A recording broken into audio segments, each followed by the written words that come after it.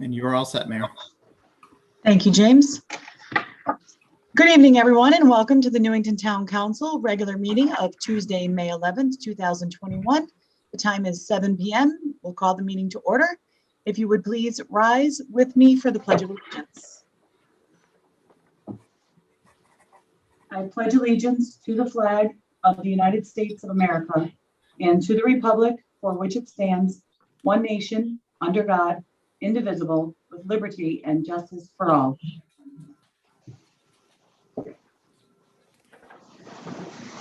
Thank you, everyone.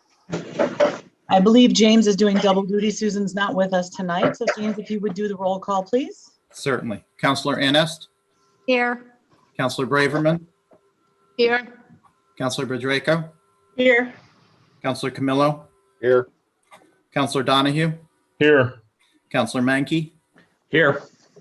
Councilor Minor? Here. Councilor Nagel? Here. Mayor Del Buono? Here. You have a quorum, Your Honor. Thank you. We'll move on now to approval of the agenda.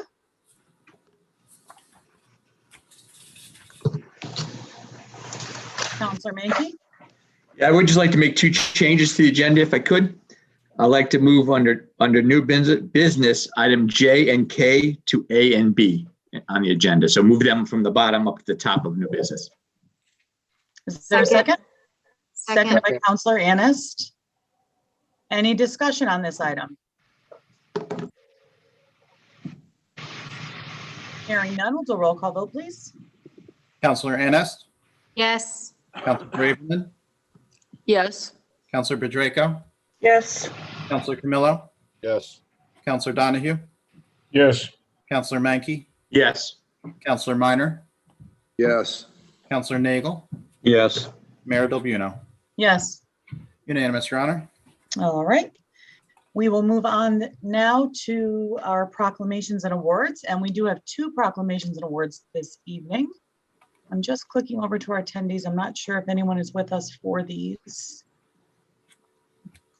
Head coach Mark Tancredi is on, and it looks like some of them are just coming in now. Okay. I'm just scrolling down to see where everybody is. Okay. All right, folks, I will begin. The first item under proclamations and awards is a proclamation for the Newington High School 2020-2021 girls basketball team. You'll see it on your screen, but forgive me, that's tiny print, so I'm going to read it off of my copy. All right, let's read this into the record. Proclamation 2020-2021 girls basketball championship team. Whereas COVID-19 had a large impact on tournament sports at all levels, and whereas the Newington High School girls basketball team recently finished their regular season with an undefeated 12-0 record, and whereas the team won their first CCC tournament championship for Division I by defeating Bristol Eastern 55-35, Southington 49-23, and finally defeating Windsor 52-40. And whereas the team was ranked #1 in CCC tournament after a 15-0 record-breaking season. And whereas junior guard Lily Ferguson led the final game of the year against Windsor with 17 points.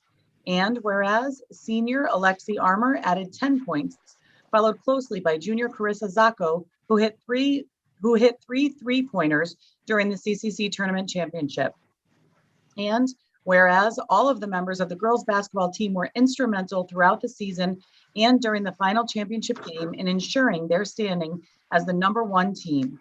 And whereas Coach Mark Tancredi is commended on his coaching ability to assist the girls basketball team in realizing a 15-0 season and a first place standing out of the 32 teams in the division.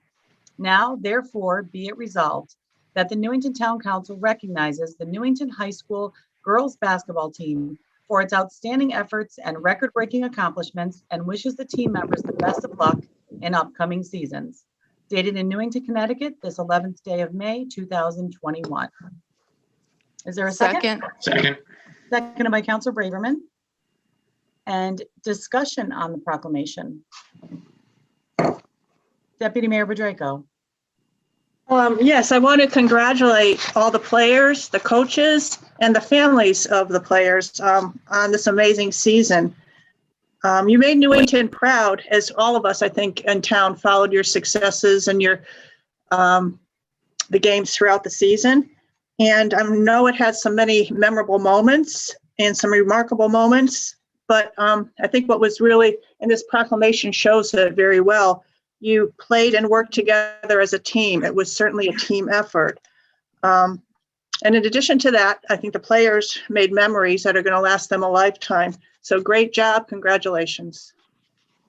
Thank you, Deputy Mayor. Majority Leader Tim Menke. Yeah, I would just echo Deputy Mayor Burdico's comments. Going 15-0 is amazing in any time, but in the time of COVID, when I'm sure practices were disrupted or not the usual, or the games are probably not the usual because of COVID, it's an amazing feat. So I think you've done our town proud, and we're all proud of you. And I would thank you for your efforts and congratulate you on this great season. Thank you, Councilor Menke. Councilor Donahue. I just have to add that it was fantastic. It's just, it's a shame that nobody could actually be there to cheer you on locally. We did watch the games from our living rooms and laptops and everything. It was an exciting season, and hopefully we'll have an exciting season next year as well. Thank you, Councilor Nagel. I would like to echo what the previous counselors have said, that it is really a major achievement during regular times to achieve this level of accomplishment on everybody's part, and the team, the coach, and even the parents who oversaw all these games. And especially during a pandemic, it makes it even more challenging and more of a feat, and something that will be remembered not only for your achievements on the basketball court, but also off the basketball court, preparing and dealing with whatever restrictions and difficulties happened during this past year of COVID. Once again, congratulations. Thank you, Councilor Nagel. Any other councilors? All right, I would just like to add my congratulations to the team and to Coach Tancredi. And I'm not sure, Coach, do you have any assistant coaches with you too? Yes, we have one of our assistant coaches here, Yasmin Ithier Vincente. Oh, Yasmin, I know Yasmin. Hi, Yasmin. How are ya? I was an assistant coach for a Parks and Rec basketball team several years ago now for my daughter, so I know Yasmin from there. Congratulations to you guys. I think it's amazing that especially during the year that we've had with COVID, that our girls were able to play as a team and have that team experience, because those experiences really have lasting effects on kids. So I'm really pleased that they not only were able to play as a team and be a team, but to have such an incredible outcome from the season. So congratulations to all of you, and thank you for all your hard work, certainly. I'd like to open it up to you if either of you would like to comment. Yeah, first, I want to thank you for having us here tonight. It's extremely incredible honor to be invited to this meeting. And we would have loved to have most of our team here. Many of them are playing AAU basketball right now, and they had practice, so they weren't able to make it. But like I said, Yaz is here supporting us. We want to first thank everyone that supported our team throughout the season. It was difficult for us because we couldn't have fans in the stands. We knew that we had fans watching us through the live stream. And then there was the obvious challenges of COVID and the different protocols and restrictions that we had to abide by every day. And I give so much credit to our players for the dedication and commitment that they showed every day in the practices and in the games. And when you read that box score, the last game, 3 names are highlighted with points, but our team's not about that. Like, everybody has a specific value on our team, and they know that, and that's why we've been so successful. And the culture that we've built within our program is incredibly strong, and it's a tight-knit group, and that's why we've been so successful. It's because of our players and not necessarily the coaching staff. To add a few more stats, out of our 15 games, only one of those games were in single digits for wins, and that was an overtime win against Middletown, so that's just incredible. We held a team to 0 field goals in one game, and they only scored 5 points, and they're all on 5 free throws. So that just shows how strong of a defensive team we were this year. But overall, the credit goes to all our players and what they've given to our program the past few years. And we anticipate to have another strong group next year. And we're hoping that we can have everybody in person cheering us on. But thank you again for the support and recognizing our team. Absolutely. Thank you. Coach Yaz, do you want to add anything? Yeah, I want to build off of what Mark said. This year was obviously crazy, especially in the winter, because I think those were high-end times during COVID. But like Mark said, our team was awesome. They were all in. They came to practice ready to go. Everything we gave to them in terms of scouts and our game plan, they were all in. So I just thought that was awesome to have a team that was willing to like fight through adversity and do what they had to do to make this season awesome. Because, you know, last year we got halted on our journey to the state championship. So they were ready to come back stronger than ever. And it was great. Even though we couldn't have people there, we did feel all the support from everyone in our town through our Facebook and our lives. And when I'm walking throughout the town, people are like, do you have a game today? I'm like, I'm not sure who you are, but yes. So we really appreciate you guys and obviously our team and Mark for being the leader and like building that culture that runs through our whole program. So thank you again for inviting us, and we appreciate you guys showing your support. It's absolutely our pleasure. And I know that once I have the proclamation signed, we'll get it printed and get it out to you all. And please express our gratitude and thanks and congratulations to the girls. I'm sure they're just thrilled to be playing, so I don't blame them for not wanting to be here tonight on a Zoom call or not being able to. So please extend our congratulations to them as well, okay? Great. Thank you, guys. Yasmin, it was great to see you. You too. Thank you. Thank you. Bye. All right. Okay, folks, we'll move on to the next item on our agenda, which is another proclamation. Mayor? I'm sorry, we didn't take a vote. I apologize. It's okay. I'm going to keep you in line. Roll call vote on the proclamation. Councilor Anest, Yes. Councilor Braverman, Yes. Councilor Bedrejko, Yes. Councilor Camillo, Yes. Councilor Donahue, Yes. Councilor Mankey, Yes. Councilor Minor, Yes. Councilor Nagel, Yes. Mayor Del Buono. Yes, Unanimous, Your Honor. thank you. It's official. Thank you, everyone. You got to keep me honest. I always forget on these proclamations. I get too excited about it. All right, the next proclamation we have this evening is in recognition of our Newington Community Emergency Response Team, our CERT team, as they are affectionately called. Let me just move my screen over a little bit. Bear with me. Okay. All right, so this evening, proclamation recognizing the Newington Community Emergency Response Team CERT. Whereas the Community Emergency Response Team CERT program educates volunteers about disaster preparedness for the hazards that may impact their area and trains them in basic disaster response skills. And whereas Newington CERT offers a consistent nationwide approach to volunteer training and organization that professional responders can rely on during disaster situations, allowing them to focus on more complex tasks. And whereas the Newington CERT was officially established in 2013 with 38 community members becoming certified. And whereas Newington CERT is under the direction of the Emergency Management Director and Deputy Director, and currently has 46 active volunteer members. And whereas Newington CERT has played a critical role in the emergency action plans for various town events, including the Memorial Day Parade, Motorcycle Madness, the Extravaganza, etc.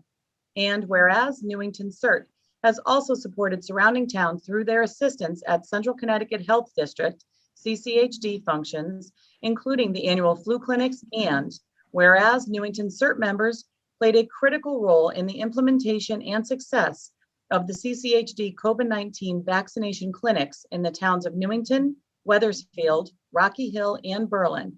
And whereas these volunteers supported 33 total clinics and did over 1,632 hours during the months of February 2021, 9 clinics, 475 hours, March 2021, 18 clinics, 844 hours, and April 2021, 6 clinics and 313 hours. Now, therefore, be it resolved that the Newington Town Council hereby recognizes and extends its sincere appreciation to the Community Emergency Response Team, CERT, members, and thanks them for their dedication to the town of Newington and the surrounding towns. Dated in Newington, Connecticut, this 11th day of May, 2021, signed Beth Del Buno, Mayor. Second. Second. Seconded by Councilor Menke. And we will go to discussion on this item. Deputy Mayor Bedrejko. Yes, to all members of CERT and their trainers, I want to thank you for the hard work and service to our community. Newington is really fortunate to have you as such a valuable resource for sure. You're always available and visible at some of the major community events like the Extravaganza, Motorcycle Madness, the parades, but I also know that you're present and working at a lot of smaller venues behind the scenes. And again, it's very important to mention, I think, the extra efforts you went through for the COVID clinics. And you worked long hours, both in and outside of Newington. And the comments I heard were this, our CERT volunteers were friendly and professional. And your services and your demeanor and your assistance did not go unnoticed. So your hard work is truly appreciated by all members of our community. And thank you for your efforts. Thank you, Deputy Mayor. Councilor Menke. Yeah, I would add to those comments. I was lucky enough to watch this process firsthand. And I know we always comment about the volunteerism we have here in town, but a lot of these members went out of town to other towns to help other towns, people we don't really even know, so they could get their vaccinations. And it was a major effort. It ran smooth. It was well organized and well planned out. And I was glad CERT could be a part of it, because frankly, without the CERT people, it would have been much more difficult to accomplish. And I appreciate all the efforts and all the time they gave up from their families, and sometimes they took days off from work so they could work at clinics to help other people that they didn't even know sometimes, and in other towns they aren't even citizens of. It's great dedication and a great effort on their part, and I congratulate them on their achievement. Thank you, Councilor Menke. Councilor Nagel. Thank you.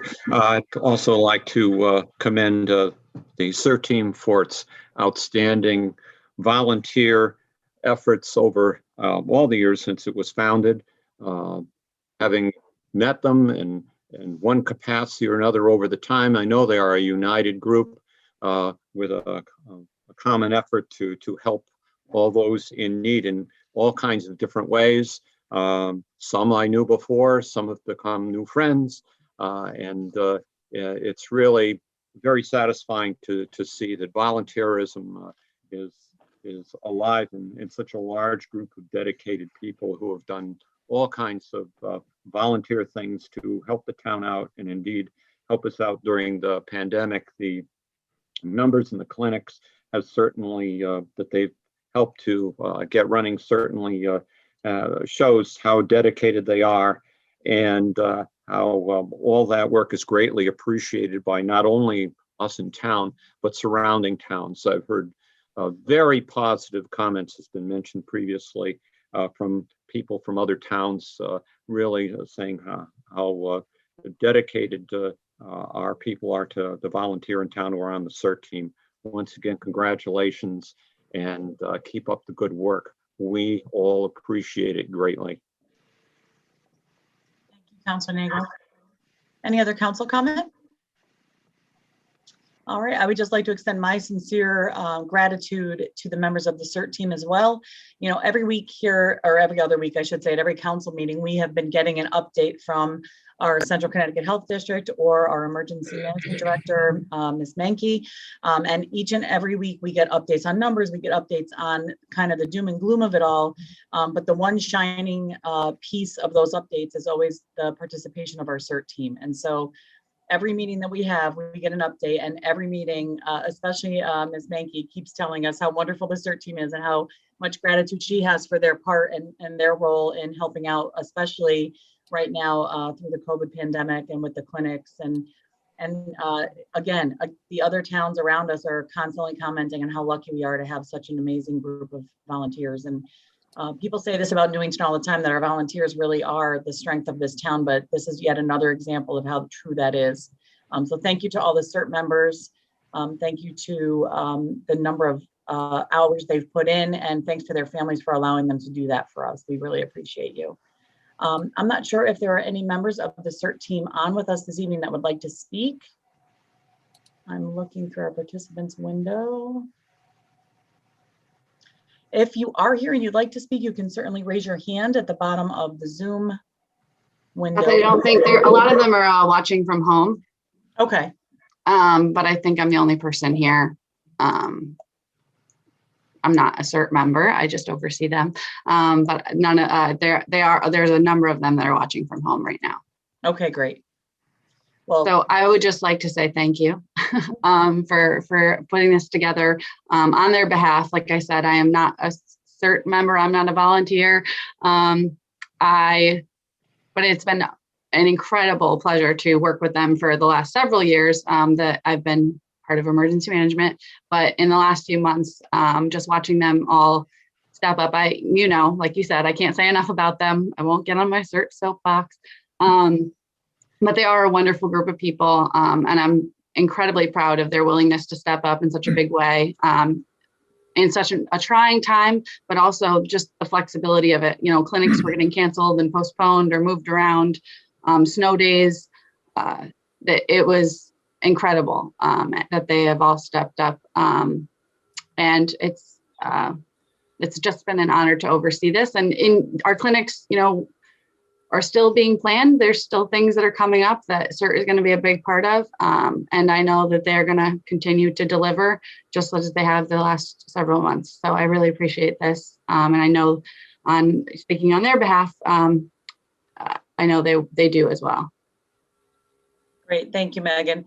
It is absolutely the council's pleasure to do this type of proclamation. With that being said, we'll move to our roll call vote on the proclamation. Councilor Anest, Yes. Councilor Braverman, Yes. Councilor Pedreco, Yes. Councilor Camillo, Yes. Councilor Donahue, Yes.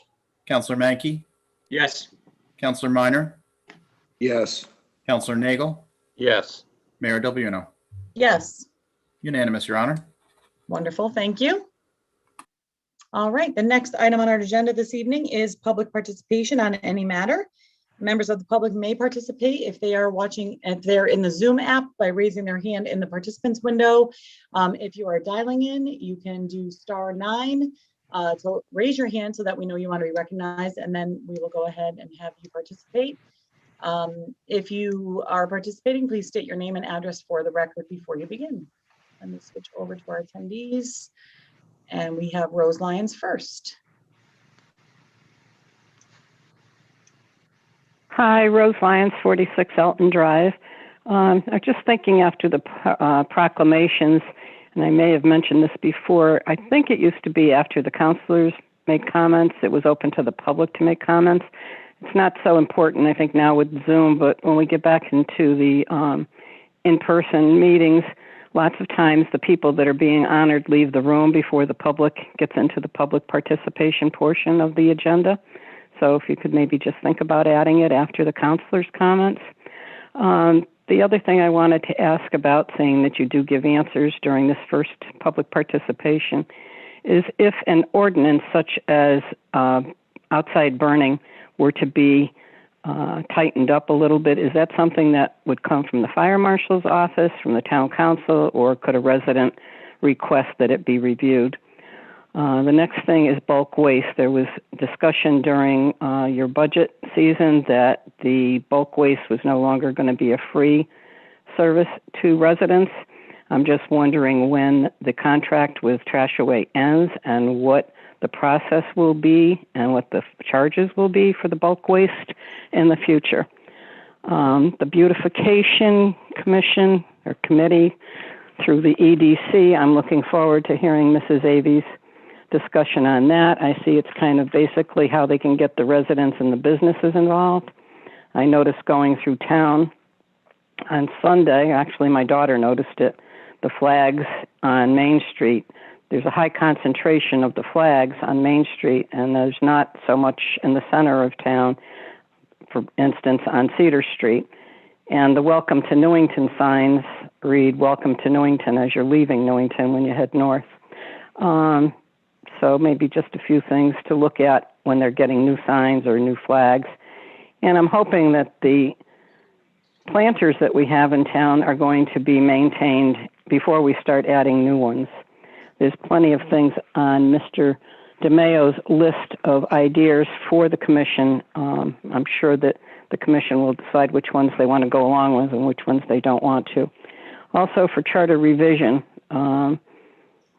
that's now on the agenda again. I don't know that I have the fortitude to sit through the third charter revision at my age at this point, but one thing I'd like to mention, and maybe you can bring it onto the commission or think about it, is in the past they had talked about getting a town attorney hired by contract rather than appointed by the mayor. With all due respect to our present town attorney and those in the past, I have yet to see a town attorney's opinion that was against what the mayor wanted to hear.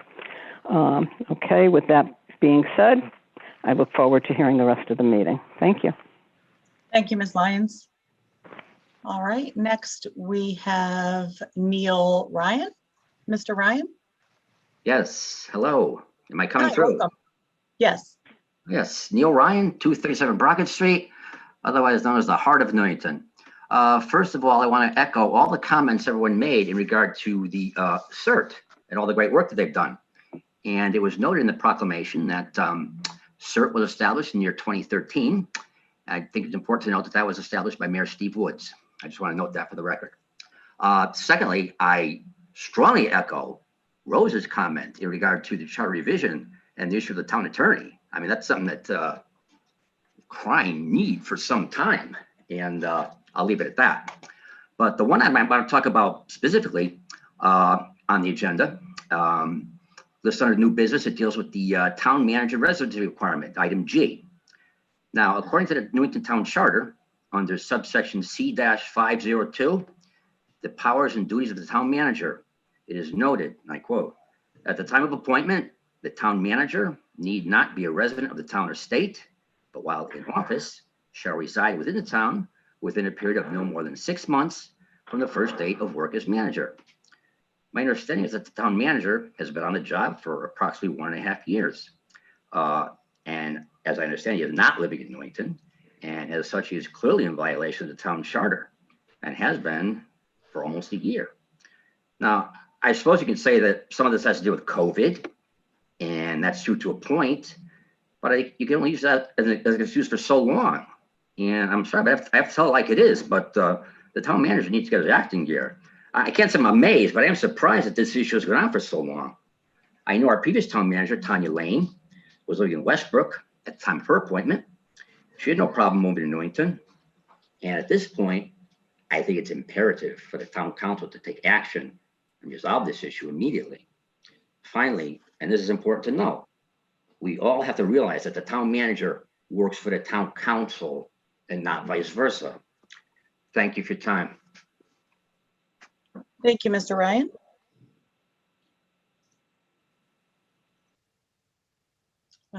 Sorry, I'm just clicking through to make sure there is no one else waiting.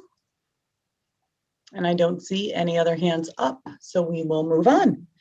All right, the next item is remarks by, did anyone get any email correspondence? I always like to just double check. I did not. I did not. Okay. No, I did not. Great, thank you, everyone. All right, we'll move on now to remarks by councilors on public participation.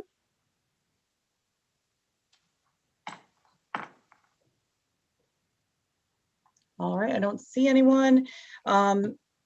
Keith, do you want to comment at all? Are you prepared to comment on the bulk waste question? Yeah, I will tell you that it's intended that it will start up July 1st. Trashaway will be doing that work as well. They will take the calls on requests. We're changing that around a little bit now. And they will also take the payment through credit card for scheduling a pickup. And I don't have the fees in front of me, but I will get those to you and provide them to the public as well. Okay, thank you. In terms of the ordinance question, Ms. Lyons, certainly procedurally, any change to an ordinance, revision, or taking away an ordinance or adding one would have to come to the council. In terms of how they are enforced, that would be more under town staff and Mr. Chapman's office. So depending on what your question is, you can either reach out to myself, Mr. Chapman, or any member of the council, certainly, or town staff regarding whatever your specific question is related to an ordinance. We'd be happy to help. Okay, I don't see any other council hands up, so we will move on to consideration of old business. The first item is a health update regarding COVID-19. I believe that's you tonight, Mr. Chapman. Yes, I'm very pleased to say that we're now in our second week of being in the yellow, one of the few towns in the area that have that distinction. We did go from red to orange and only was in the orange for about a week. So at this stage of the game, effective Monday, last Monday or yesterday, the town hall is now open. The doors are unlocked from 8:30 until 4:30 of the day, Monday through Friday. There is a sign-in sheet. If you, for example, were to come into the building and you had business at the town clerk's office, we'll say, when you get to the town clerk's office, if you're going to need to enter into the office area behind the glass, you'll be required to provide a name and a phone number. And that's for tracing purposes, contact tracing purposes. If someone does come down with COVID-19, we want to make sure that everyone is made aware that they've come in contact with that individual. The library is open. They're allowing 10 visitors at a time into the building. There's no seating. You can browse the shelves or whatever you want to do there, but we do have a limit on the number of people going into the library. The senior center is on a reservation basis only. If you have an interest to go to the senior center for one of the activities, you have to make a reservation. That will continue. With the senior center, it's a little complicated because we're doing replacement of windows, HVAC, painting, and I believe some carpeting in certain areas, so all being done. We were hoping to have it all done by now, but it is not done. So that's going to be a little inconvenient over there. But once it's done, they'll have a brand new building, basically a brand new parking lot, and they'll be good to go for quite a while. So each building is being handled differently, and the department heads in each area know what the responsibilities are. So you're welcome to come to the town hall. We anticipate at this point, I need to talk with the council about this next month, but we'd like to schedule a open house probably in early July if we stay in the yellow, or even better. But if we come back to the orange or the red, then that's going to change everything, and the doors will then get closed again and locked, and we won't have access for the public. But assuming everything goes in the right direction, I think that July would be a good time to plan an open house where the citizens of Newington can come and view the entire building on a tour basis. So we're going to plan on that after I talk with you next week or in the next month or so to plan that July event. And that's about it. So things are going very well, and we're happy to be back open. And again, Parks and Rec, they have their own schedule of events. They're working closely with our health director to make sure that all safety precautions are met. So feel free to come visit, but you will be asked to, if you're in the building, to sign in and provide your name and a phone number so we can keep track of everybody and contact you if something bad happens. That's about it. Okay, great. Any council comment or question? All right, seeing none, we'll move on to town hall project update. Mr. Chapman? Yeah, the town hall project is slowly coming to a conclusion. The parking lot to the west side, and we've identified now the building, not from the front to the back and anything. It's going to be the west side, which will be closest to the police department, the east side closest to the library, and the south side closest to the Mill Pond Park. But the parking lot is completely done. It's been striped. We have a parking diagram for our employees and visitors to know where they can park during working hours. Once the town hall closes, then it's pretty much a free-for-all. Wherever you want to park, you may park. We are finding that there are some deficiencies with the amount of ramp and handicap parking areas. So we're going to make some adjustments to that moving forward. And we're in very good shape. We still have some issues within the town hall that we're still working on, but we're pretty much fully functional now. So things are finally shaping up, and we did move the War Memorial up to the east side of the house across from the library. And it looks pretty nice where it is, and hopefully that will be where the memorial services are held in the future. And that sums it up. Great, thank you. I know as I came in today, I see that they're working on interior signage to make sure everybody knows where everything is, and working out the bugs with those. So Miss Lyons, if you're still tuning in, I was thinking of you today because I know that was a real issue for you in the other town hall, that you really were on us to make sure we got that done, and rightfully so. So we're making sure we're getting that done in this building and trying to get some new signage up there, and hopefully it'll work out well and people will be able to find where they need to be once we're open. All right, we will move on. If there's no council comment or question, I don't see any hands up. All right, we'll move on now to the 150th Anniversary Committee update. I know we have Ms. Francolino here today, the chairman of that committee. Welcome, Ms. Francolino. Oh, you're on mute, Eileen. There we go. There Okay. we go. Good evening. I'll keep this quick because I know you guys have things to do and places to go. The historical walk was a huge success. It was very well attended. I just want to offer special thanks to the cakery. They made these beautiful commemorative cupcakes. And to the CERT team, and of course to Kathleen Clark. James has some pictures if he wants to scroll through them. Oh, this is a picture of a beautiful, beautiful quilt that the schoolhouse quilters have donated to us to raffle off at some point. It's absolutely gorgeous, and we thank them tremendously. It's beautiful. Okay, next one. Keep going. Okay, you can just scroll through these. This is part of the historical walk day. This was a gentleman who gave a talk at the Mill Pond Falls about what went on there and the barrel staves and all of that. This is at the old firehouse. Chief Schroeder. What do we call him now? Ex-chief? Former chief? I don't know. Whatever. Chief, always a chief. Okay, like president, I guess, right? Keep going. He's a chief. This is a picture of a woman enjoying the historical walk around the Mill Pond. They told about the history of Lucy Ravenswell's library. And these are members of the Historical Society who worked at the Kellogg House and helped with the presentation there. And this was in front of the Congregational Church, and they talked about That was the best one, the congregation. the history of the church. They did a great job. It was very, very good. And this is our your own rock star, Dave Nagel, giving his presentation. Did a nice job. And this is Geraldine, all dressed up for success there. Look at that dress, huh? Isn't that beautiful? And these were the cupcakes I was telling you about from the cakery. Those are the falls. They came out great. They're very beautiful. Nice job. And that's just our sign.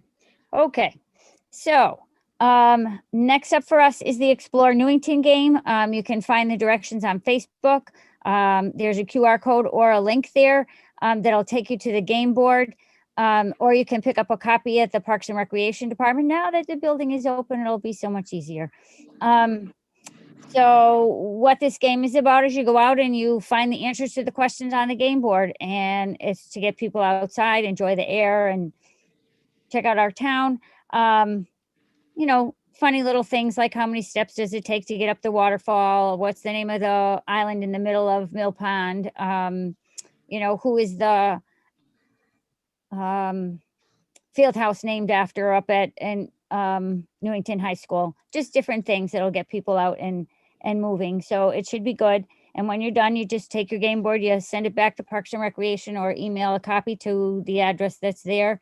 And we'll be drawing winners at one of the concerts in the summer. Other than that, next up is, I'm sure you've noticed all the beautiful daffodils around town. That was in part to our contribution to beautification of Newington. We're also going to be purchasing a large wreath to hang over the waterfall, similar to what, you know, how we do it in the winter, how it looks so pretty. Well, we're going to put up a seasonal wreath that will put some little zip in that area there. So that should be nice. And after that, well, we were supposed to be part of the Memorial Day Parade and make a division in there, but unfortunately that was canceled. So that event has been scrapped for now. We talked about the quilt. We're still in the process of ironing out some of the kinks for the mayor's ball. Nothing is really set solid yet, but that should be done by my next visit to you. And also we'll be selling some pretty cool items at the extravaganza. Come and check it out. They'll be pretty cool. All right. So that's it for now. Thank you very much. That's great. Thanks so much for the update, Eileen. I'm really excited for all the events you have planned. This game board idea is great. I was trying to answer some of those questions in my head already, but I saw it on Facebook the other day. It's a great idea. Really great.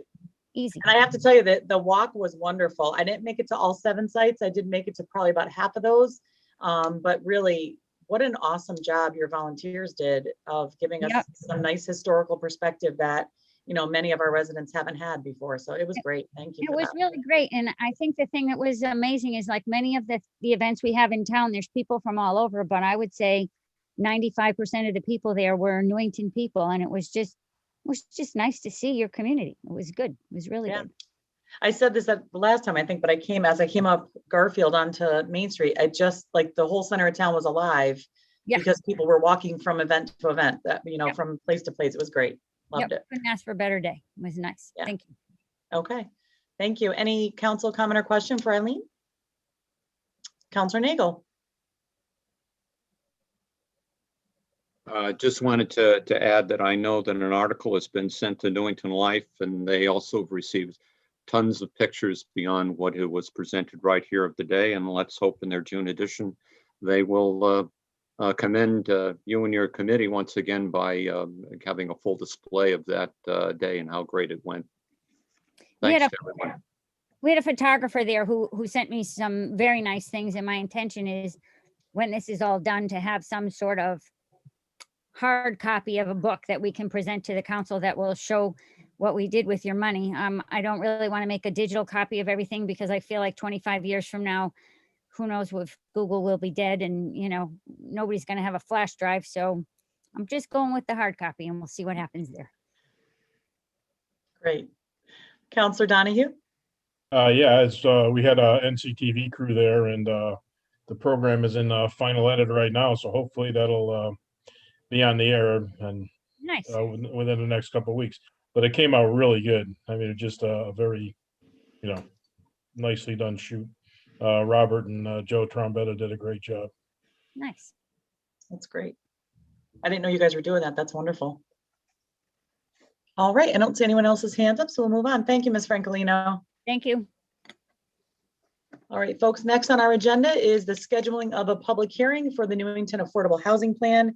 As you all know, we have done a review of the affordable housing plan that was presented, and we are looking now to schedule the public hearing for May 25th, our next council meeting, as authorized under Connecticut General Statute subsection 8-30J, to receive additional comments from residents prior to the adoption of the plan. So we are looking again to do that at the 25th meeting. Mr. Chalder will be present. He's the consultant that we had with us for the plan, and he will be there to to guide the town council regarding any questions that are received at the public hearings. So we do have a resolution in our packet this evening. Who would like to go ahead and read that in the record, into the record? And I've Councilor. left the time open for you at this time, Mayor, just because I don't know how long you want to go. Oh, thank you. And we could get no comments and we could be done in 5 minutes, or we could get multiple comments from a lot of the public. So I did leave that as an open, so the council may want to discuss that before you move forward. Thank you, James. All right, I'll open it up for discussion. What time would you guys like to propose that we do it? Tim, did you have a comment on that, or you want to hold off? I had both. I would read it and also had a comment that I would suggest maybe 6:30. Okay. Councilor Yanis, did you have an idea on that?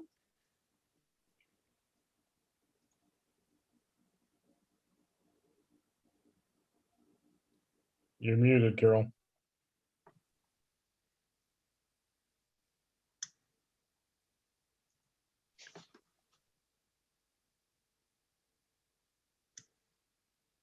I'm just going to give it a second to see. I'm not sure how to unmute them. I'm clicking the ask to unmute, but I don't know if that works. It will. It takes about 30 seconds Oh, there we go. Gotcha, Carol. I'm on on her phone. my microphone's on green.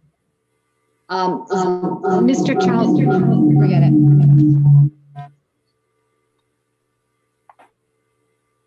Your mic should be live now, Carol. Thank you. You're Can you hear me now? Yes. Thank you. Is Mr. Chalder going to do any sort of presentation during the public hearing? He does have his previous slides that he would be looking at utilizing. Now, if you'd like additional information, really he's looking to get the commenting from the public as well as from the council so they can move forward with it. Now, we still do have, I believe it's a year, I believe June of 2022 is our end date for passage. But he will have something prepared for the meeting as well. Right. So how long is his presentation if people are going to then commenting? I would say no later than 6:30 if he's got a 15-minute presentation or whatever. Yeah. For the public to see. You know, I think the public, if they're coming to a public hearing, just like you do the budget, you present the budget during a public hearing. I think the same thing should hold true for this. Right. And I believe, if I remember last time, his presentation was about 13 slides, which worked out to be roughly about 10 minutes. And I can make sure I have that conversation with him. So I think 6:30 would still work out well, and we'd still meet our 7 o'clock start time for the regular meeting. And make sure on the agenda it says or immediately following the public hearing. So this way we're not bound by that 7 p.m. if we have a lot of commenting Correct. taking Yep. place. And we can move, we can do a reminder on that when we do our leadership meeting on the Monday. Okay. Councilor Camillo? If it goes past 7, can we put it to another meeting? Extend it? We would usually typically we would just continue the public hearing and start our meeting immediately following at whatever time that was. Okay. But 6:30 is fine.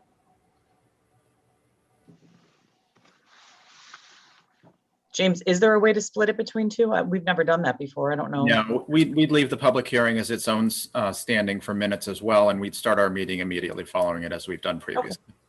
Great. All right, Councilor Menke, would you like to go ahead and read the resolution in for us, please? Certainly. Resolved that the Newington Town Council of the Town of the Town Council of the Town of Newington hereby schedules a public hearing through the use of Zoom software on Tuesday, May 25th, 2021 at 6:30 p.m. to receive comments on the draft Newington Affordable Housing Plan. Is there a second? Second. Seconded by Councilor Camillo. Any further comment on this? All right, seeing none, we'll do a roll call vote, please. Councilor Annis, Yes. Councilor Braverman, Yes. Councilor Pedreco, Yes. Councilor Camillo, Yes. Councilor Donahue, Yes. Councilor Menke, Yes. Councilor Minor, Yes. Councilor Nagel, Yes. Mayor Del Buono. Yes. Unanimous, Your Honor. Thank you. All right, next item under old business is the beautification update process. I believe we have Teresa Avey with us. She's the chairperson of the Economic Development Commission, and she is here to give us some information on a proposal to involve local businesses. Welcome, Ms. Avey. Thank you, Mayor. Good evening, everyone. We have come up with a catchphrase for the Beautification Commission. Fall in love with Newington, which will be incorporated with banners and or flags. The flags are for the telephone poles to use during the fall, but also maybe at different times with the slogan, fall in love with Newington. And we're also talking about doing a banner across Market Square and utilizing the signs at the town green and the one at CVS. Maybe with the flags, having pictures of the waterfall, since that is on our town seal. We also are going to start with the entryways into town and eventually move into the neighborhoods with seasonal plants, potted plants, at the welcome signs, at traffic islands, if it's permitted by size, so it doesn't interfere with the line of sight.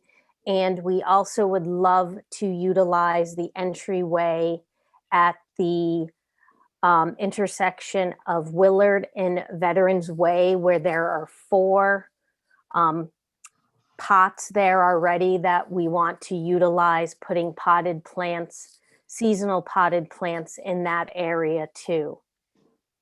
Right now, we're still talking about many ways of getting this done. So everything will be brought back to our commission meeting next month, and we'll discuss it and move forward. Thank you. Great, sound like great ideas. Thank you, Ms. Avey. Any council comment or question?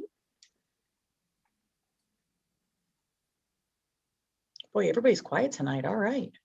Well, Ms. Avey, I want to thank you. Please send our thanks to the commission for your work on this, and we look forward to hearing from you in the future. Thank you. All right, folks, we will move on now to new business. We have many new business items this evening, and I know we adjusted our agenda. So the first item, I believe, is the Anna Reynolds School Project Building, establishment of expense lines. Mr. Chapman, did you want to start us, or is Ms. Murphy on with us? Oh, Steve Woods is here. He's going to speak. Oh, I'm sorry. Mr. Woods, welcome. Hi. Actually, I thought I was going to speak on the second for the owner's project manager, but again, I could speak to this briefly. This is what was presented to you. It follows closely to what the referendum was for the dollar amounts. And obviously we need to get this in place and then purchase orders set up so that we could start paying the architects. And when we bring the owner's project manager on board, everything will be in line so that we can proceed with the project. Okay, and I see on the agenda that a waiver is being requested for this? Correct. Okay. I'm sorry, I'm just still flipping through trying to find my items here because we switched our order. Okay. All right, so just to outline the cost, the preliminary estimated project costs were presented by Colliers as 35.5 million, of which a maximum of 17.75 million would be bonded. The proposed expenditure lines would be broken down into construction, FF&E, architect and project management, and contingency. In order to facilitate the payment, we have a resolution that includes a waiver clause to follow to allow for action during this meeting. And we're going to need a 2/3 vote as necessary for the waiver. Let's see. All right. Mayor, if I may, just so the council understands why we're looking for the waiver, is that the architect obviously has been working now for about a little over a month and a half and has submitted a requisition for payment, and none of that can happen until you guys move this forward. So I appreciate you considering taking this up and doing the waiver. Okay, thank you. Yep. Councilor Minor? Thank you, Madam Mayor. Just looking to see if the contract with the architect had been executed yet, or what the status was on it. Keith?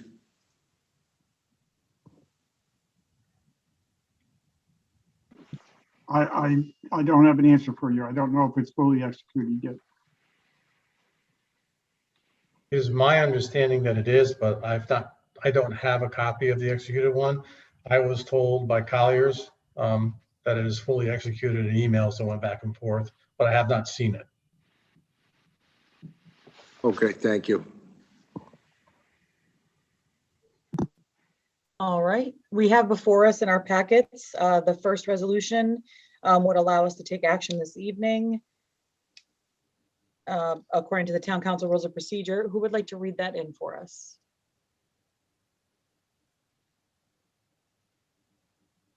Councilor Donahue?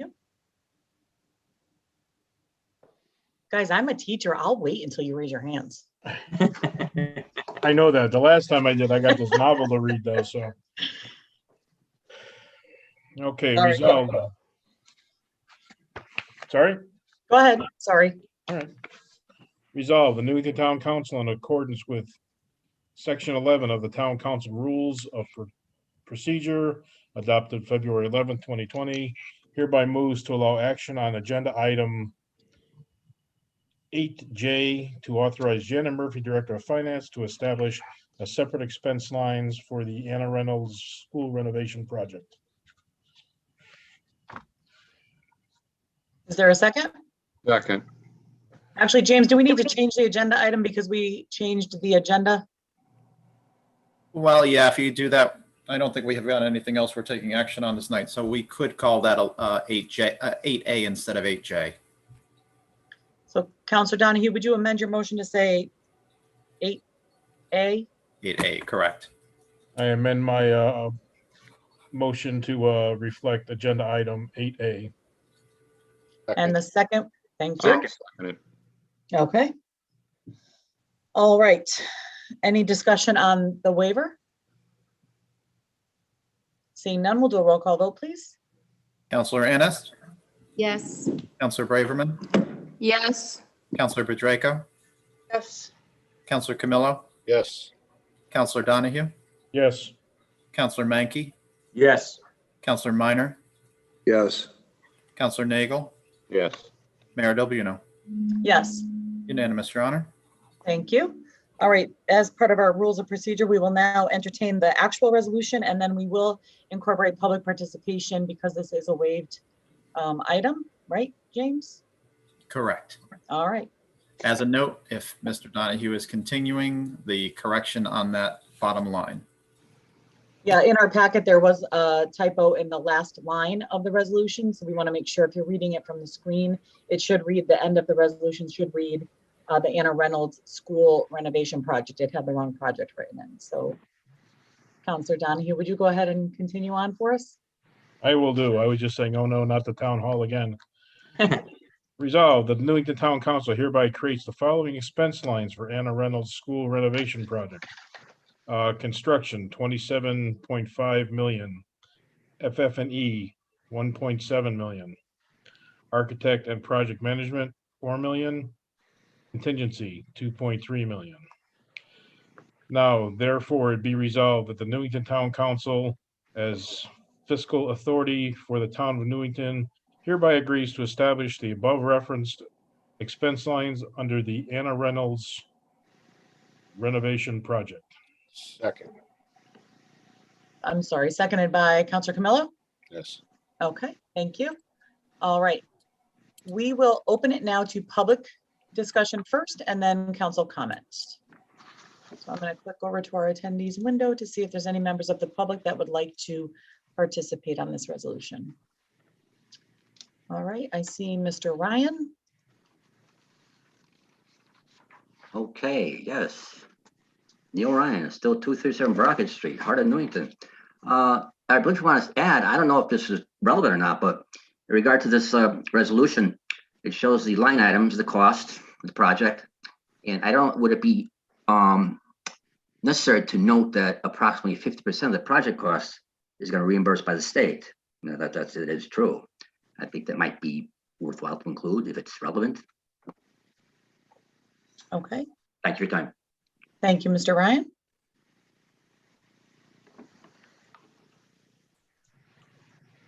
All right, and I don't see any other members of the public with their hands up, so we'll move to council comment now.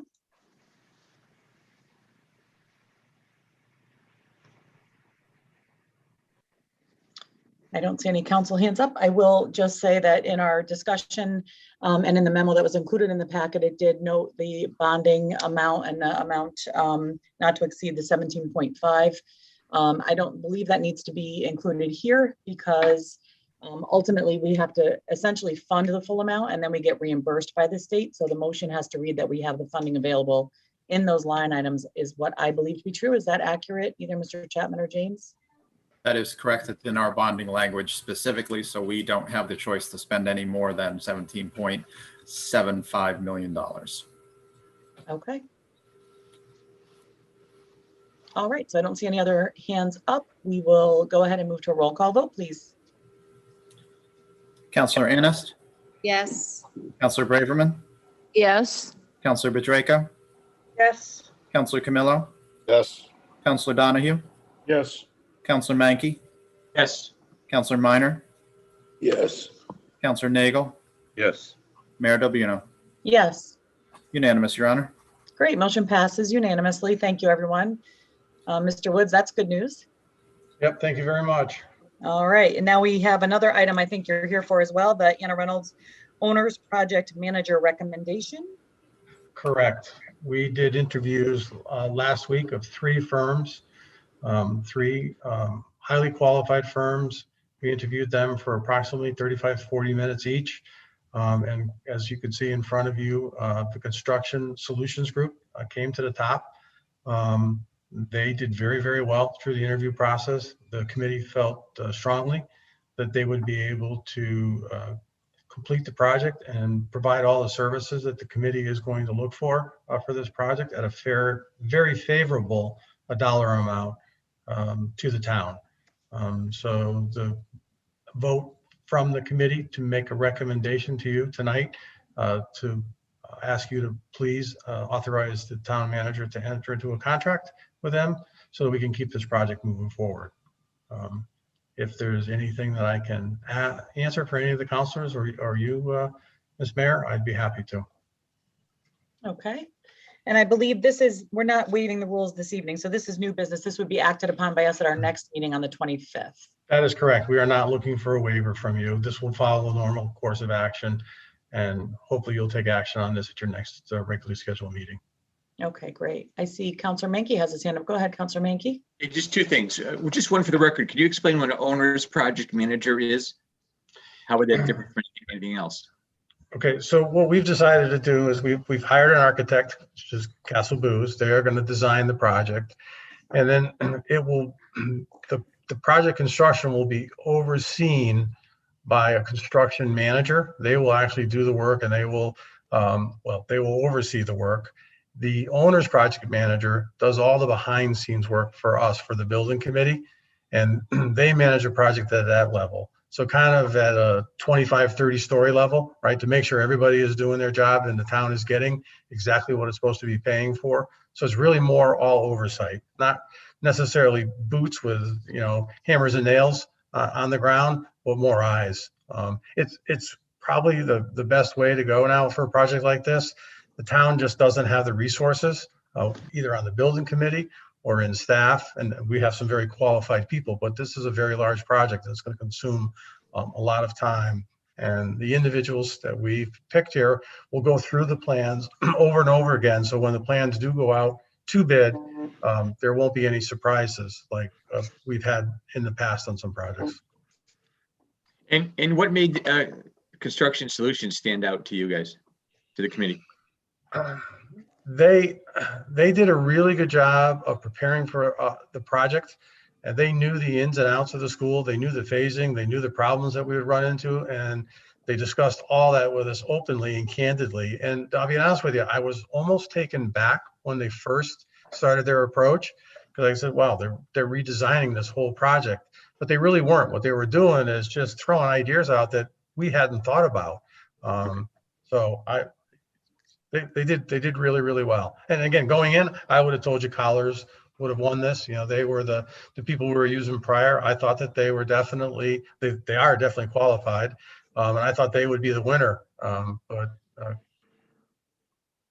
this Construction Solutions Group actually beat them out. And again, the money is considerable. The difference between the three firms that bid the project, they are definitely, this is a low bid, but we felt that they were a very responsible bid, and they do a lot of schoolwork and have done a lot of schoolwork in the past.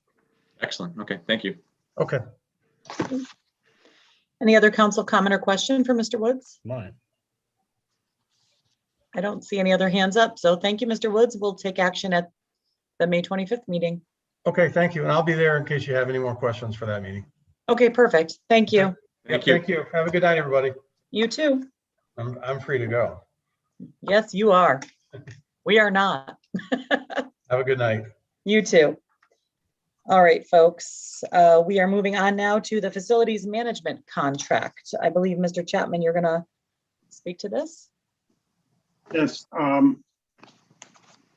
We were preparing to, consider Owens to be our facilities manager moving forward for the buildings throughout the town. However, a review of that RFP that was created prior to my coming aboard was it only addressed the general government buildings, not the Board of Education buildings. So that creates a bit of a problem because the RFP outlines the services that would be provided and the cost of those services. And I did approach Owens to see if they would consider adding on the school buildings and keeping the finances as they were submitted. And instead of having a 5-year agreement, we would seek to have a 1-year agreement. They were not warm to that idea, and I can understand why. The cost or the cost that they projected represented what they felt was necessary for our buildings on the general government side, not the school buildings. And if they were to do both the general government and school buildings at a higher cost, they also feel strongly that they would want more than a 1-year agreement because they would have to bring on staff themselves and so forth. So what I'm suggesting is that we not proceed in that direction and get a facilities manager hired. We have budgeted in the operating budget monies for a full-time employee as a facilities manager. And I think that's the direction that I would like to see the council to consider at this point. If you decide that you want to do a contracted facilities management program, then we would have to do a new RFP. That will take time. And we really need to get someone on board to start picking up the load of, improving the facilities on the general government side.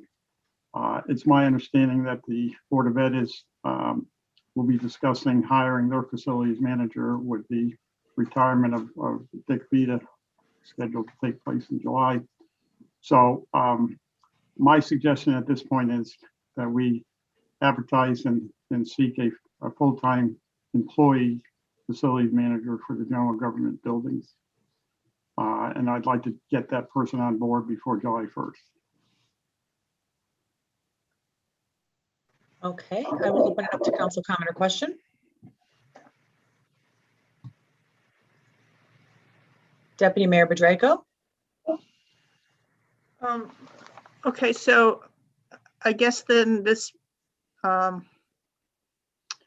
negates the ideas that were tossed around, or one of the ideas tossed around in facility sharing for having one facilities manager.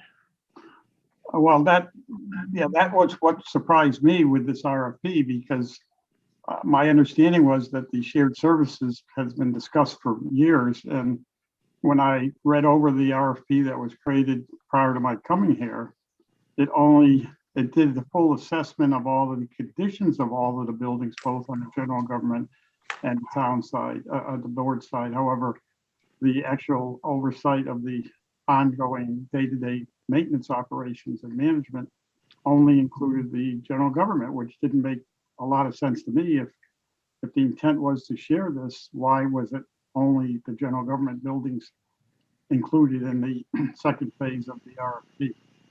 So that certainly was an eye opener for me, but again, if we wanted to expand it and if everybody agreed to have the shared services, then we would have to go off for an RFP to do that. And we would probably hold off on hiring a facilities manager. Okay, so in any event, then we're going to go ahead. It seems like the general government side and the Board of Ed, there's going to be 2 hires, this year. Well, again, we're budgeted for a full-time employee on the town side, and the board, I believe, is budgeted for a full-time employee on their side.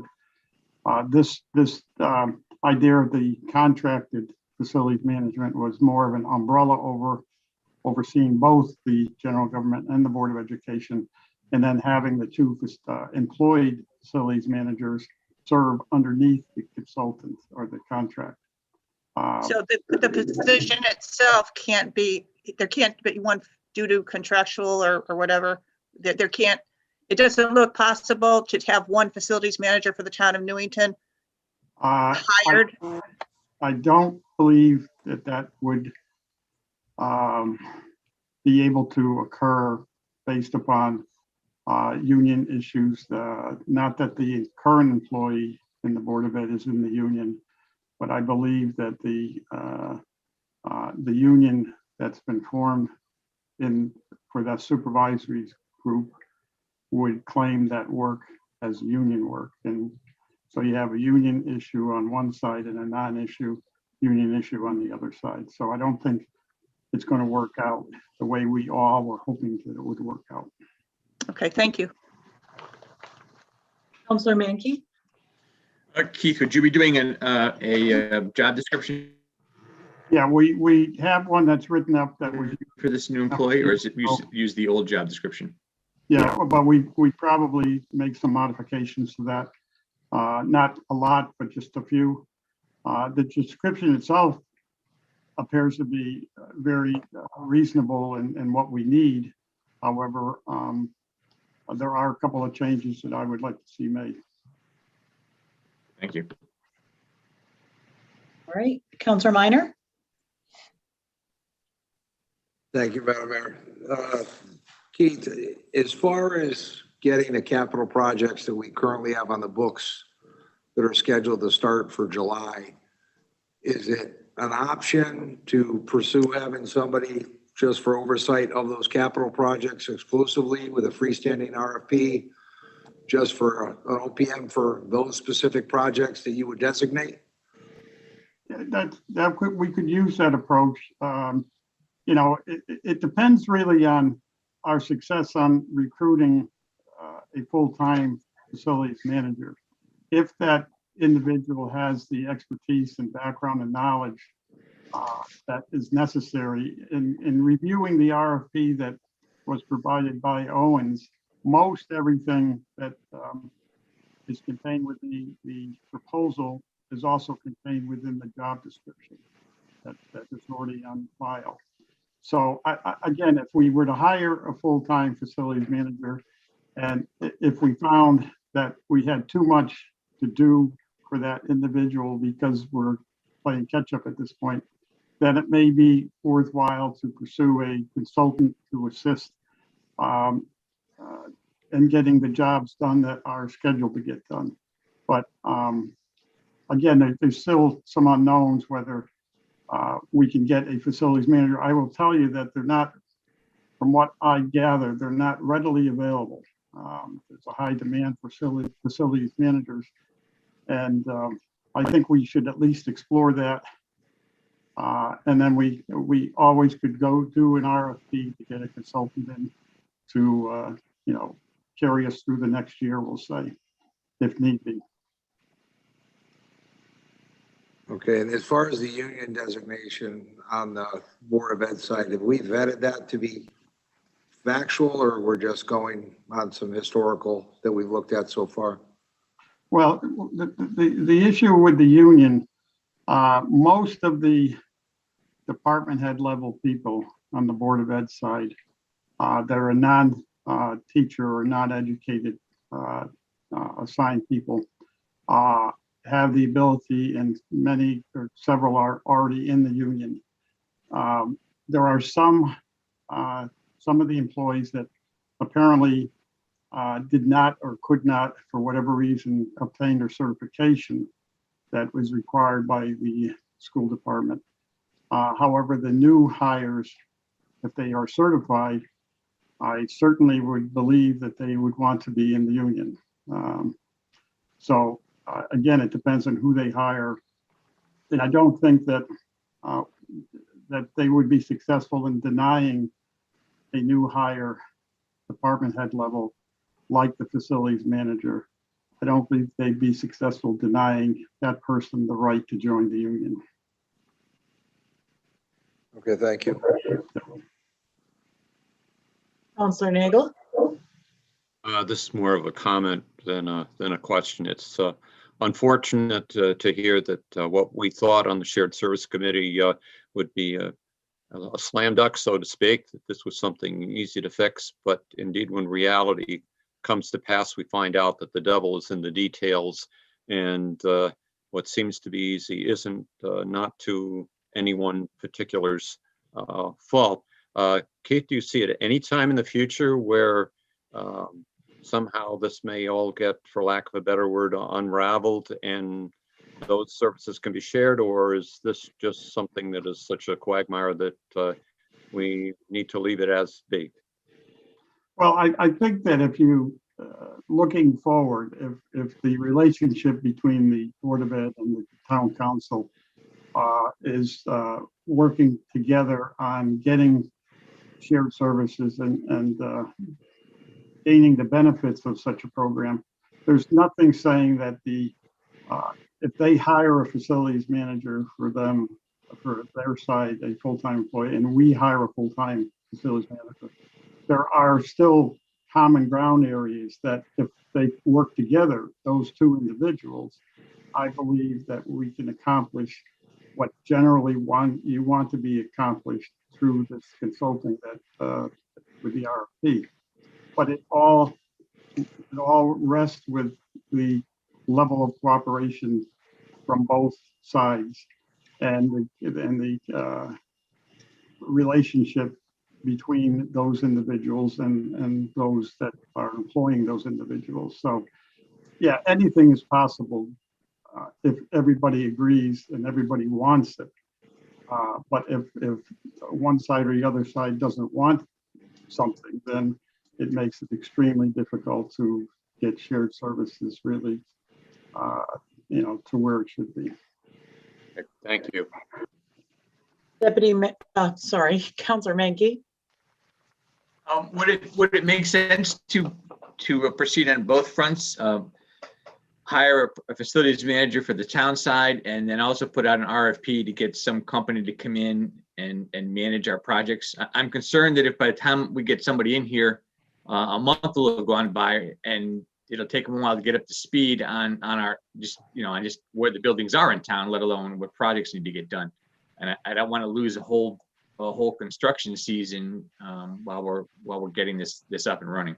Well, let me just say that we have people on board that have been carrying the load for the last year in preparation of moving forward with the improvements to facilities. Those people are still on board. Those people I just met with as recently as last Friday to discuss where we're headed with some of the building improvements. I think we can limp along with that group. Maybe we'll get some bids out for various projects, get those projects moving as we proceed with the attempted hiring of a full-timer. So we're not going to just be stagnated. Okay. we will move forward. Okay. Yeah, I think there's nothing to be said that we can't share services from the perspective of, I know they've talked a lot about the work order procedures and trying to maybe work on something that would be more cohesive between the two sides, and, you know, trying to share some of the staff that we have that may be able to cover different aspects of the buildings on either side. So there's certainly some opportunities still there, even if it's not shared staff, so to speak, but shared opportunities between the two bodies. If we can agree on certain things moving forward, we can still work on that, certainly. All right, I don't see any other hands up, so we will continue on the agenda. The next item is the Verigy Power Purchase Agreement.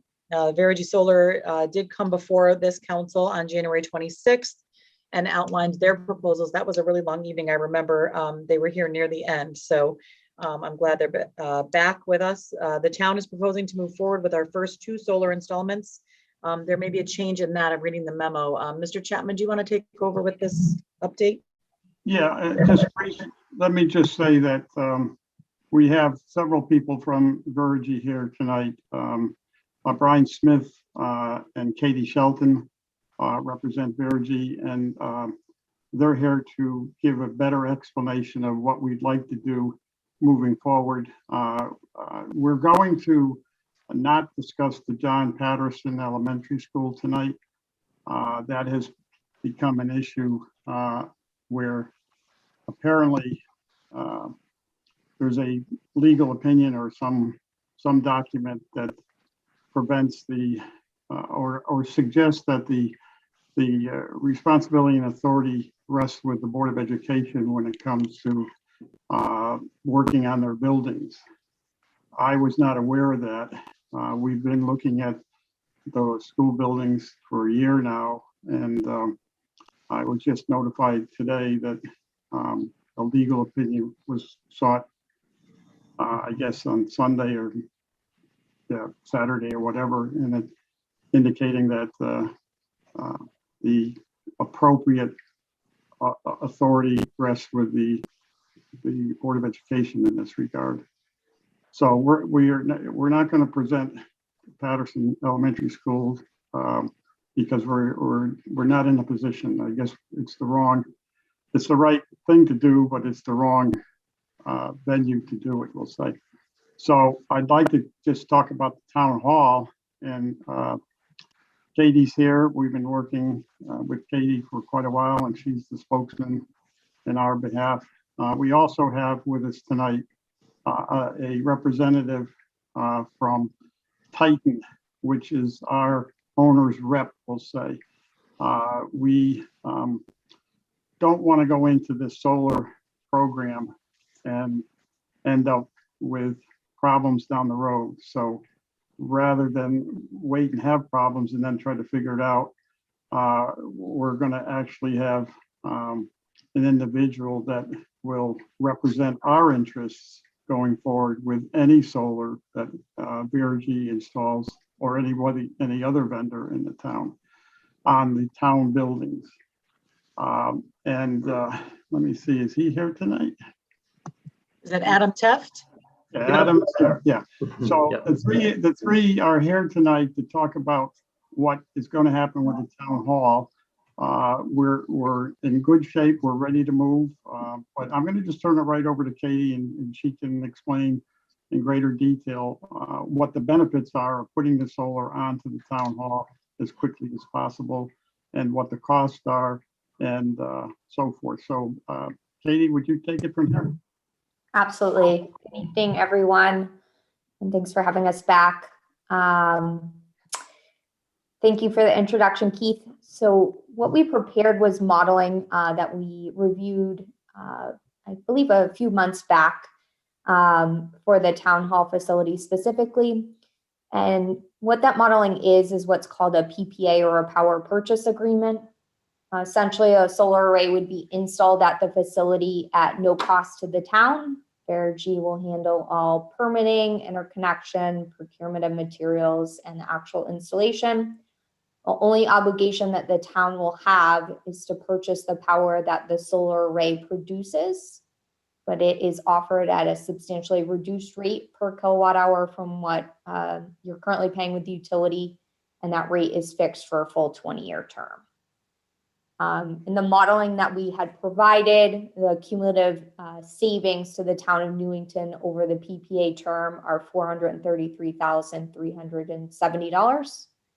And that is the power purchase agreement on the screen that we have prepared for the town specific to the site, which would lock you in at that fixed PPA rate over the term of 20 years. Main benefits here are obviously there's no investment required by the town of Newington. We're going to be providing substantial savings on an annual basis. And really, it's just a positive benefit to the overall budget for the town. One last thing to note that we chatted about at the last discussion is that all operations and maintenance are the responsibility of Verigy throughout that 20-year term. There's no liability requirement for the town itself. Brian, I don't know if you want to specifically touch upon the contract itself.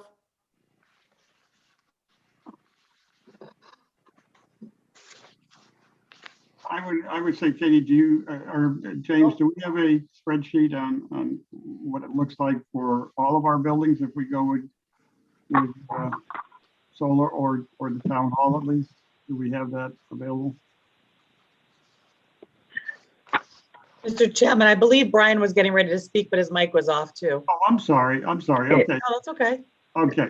Brian, it was. I tend to do that. I talk when I'm on mute and I don't realize it until somebody points it out. So at least on this proposal deck that somebody has in front, if you go to page 12, the page number 12 of the PDF, that at least is what Katie was summarizing in the introductory remarks that she gave, with a PPA rate that is locked in at 4.8 cents per kilowatt hour for 20 years.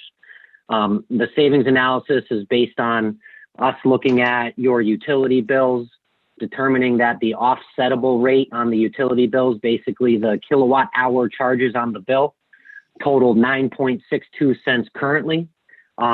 We tend to use a 2.99% utility inflation rate based from looking back at past 20, 30-year averages of utility rate increases over time to come up with this savings analysis. So right in year one, you're locking in 4.8 compared to 9.62 with the expectation that that 9.62 number will just go up over time while the solar PPA will stay fixed at 4.8 cents per kilowatt hour for that entire 20-year term.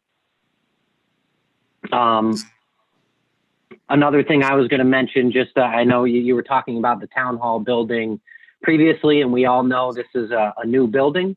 So there's a couple things that we touched on some in our January presentation, I believe that's when it was, but just to emphasize a couple points there.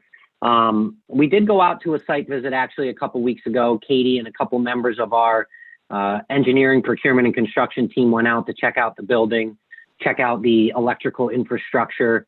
As one would expect, that being a new building, we don't see that there's any need for kind of electrical upgrades into the facility to accommodate the installation of the solar. So that's always a good sign. Obviously, it's a new building, so there's no issues that would be expected with the condition of the roof itself. What we do after we have a PPA signed is we, of course, do further due diligence on the property and the building itself. So we would perform a structural review and analysis of the building by looking at a series of plans and having a professional engineer go out and evaluate the structural capacity of the building to make sure that it can accommodate the additional weight and load that the solar panels put on the roof. So that's certainly part of our due diligence. We also coordinate with any roof warranty or roof manufacturer of the facility to make sure that our proposed installation methods will not do anything to invalidate a roof warranty that you have on the building. Typically, we look to do, where possible, what's called a ballasted solar installation. So we're not looking to attach anything to the roof. It's basically weighed down with a cement ballast block. So it kind of just not to say floats on the roof by any means, because it needs to be weighed down and be secure. But that's the desired installation method on a flat rooftop like these. So, but we make sure to coordinate with that roof manufacturer and keep that roof warranty intact. So they look at our design approach to give their thumbs up. And then they also perform a post-installation inspection to confirm that everything was done according to specs and that the warranty is still good. And they typically issue something that's called an overburden waiver, which basically says, okay, you're adding weight to the building, but it's okay. And the installation was done properly, so your roof warranty remains intact. So that's kind of all part of our diligence on the building and the structure itself to ensure that, you know, nothing bad is going to happen to your brand new town hall building. And any questions from anybody on that front? If I may just jump in for a second, Brian. You and I Yes. talked along with Katie on the issue of the screening on the third floor roof. Have you determined how that screening is going to play into the installation of the solar panels? Yeah, we've done some look. Basically, we would, that's kind of part of the structural analysis as well, is to determine if any of that metal screening, and it would basically, the likelihood is that the solar project will potentially need to shrink in size a little bit to because of the fact that that metal screening is there. You know, if that metal screening wasn't there, then we would be able to put all the solar panels on that roof that we were indicating.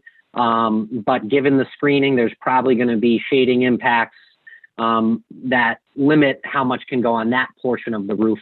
We are looking into whether or not we can mount solar panels onto the screening itself. So in many cases, you have, there are buildings that have standing seam roofs, as they're called, and the solar panels can just clamp onto that metal roof. So we are evaluating that to see if, you know, the metal screening can support that. But that definitive answer would probably come with further due diligence on those actual structures that were installed there. We do have a couple of We did at least questions, if that's okay, Brian. Of course. Thank you. Councilor Minor? Thank you, Madam Mayor. Just, Brian, on the original design for the gymnasium area, was the primary focus and was an engineer to take the photovoltaic array. Did you look at engineering it all on the main building? Because I don't believe that was ever considered for that portion.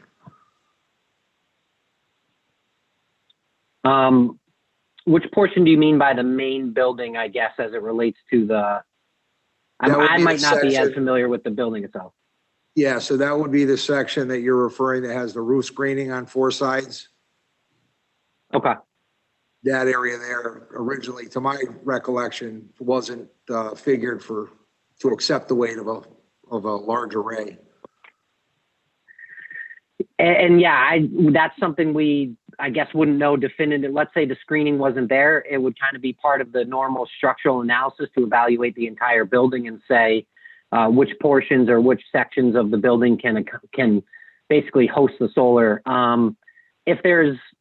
There are also, like we said at the beginning, we like to do ballasted installations. There are many solar installations that involve what's called mechanical attachments. Those also do not invalidate the roof warranty, but those do involve, rather than weighing down with ballast block, they do involve, you know, attaching directly to the roof. It's structurally secure, but, you know, and it does have roof impacts per se, but it follows the same process with the roof manufacturer to make sure all those are watertight seals and would still maintain the roof warranty. So that's something we haven't been able to do yet, just because that's part of the more full-on engineering and structural analysis that comes after we would have a signed agreement. Okay, just to follow up, so if there is any roof adhesion penetration issues, that you guys own them on installation, correct? Yes. Okay, correct. Thank you. Okay, Deputy Mayor Bedrejko? Yeah, I'm this is from my ignorance because I'm not really familiar with solar installation, but hopefully there will never be any issues with the roof. Certainly, long after I'm gone, but should there be an issue with the roof within the next 20 years, is there any cost incurred to the town for removal and replacement of solar panels while there's a roof repair going on? How does that work? It would generally depend on, at least the way the agreements tend to be structured, is it would depend on the root cause of the issue, I guess. So obviously we own our installation work, and if anything were to occur to the building that resulted somehow from our installation work or our operations and maintenance, then that is our problem to bear.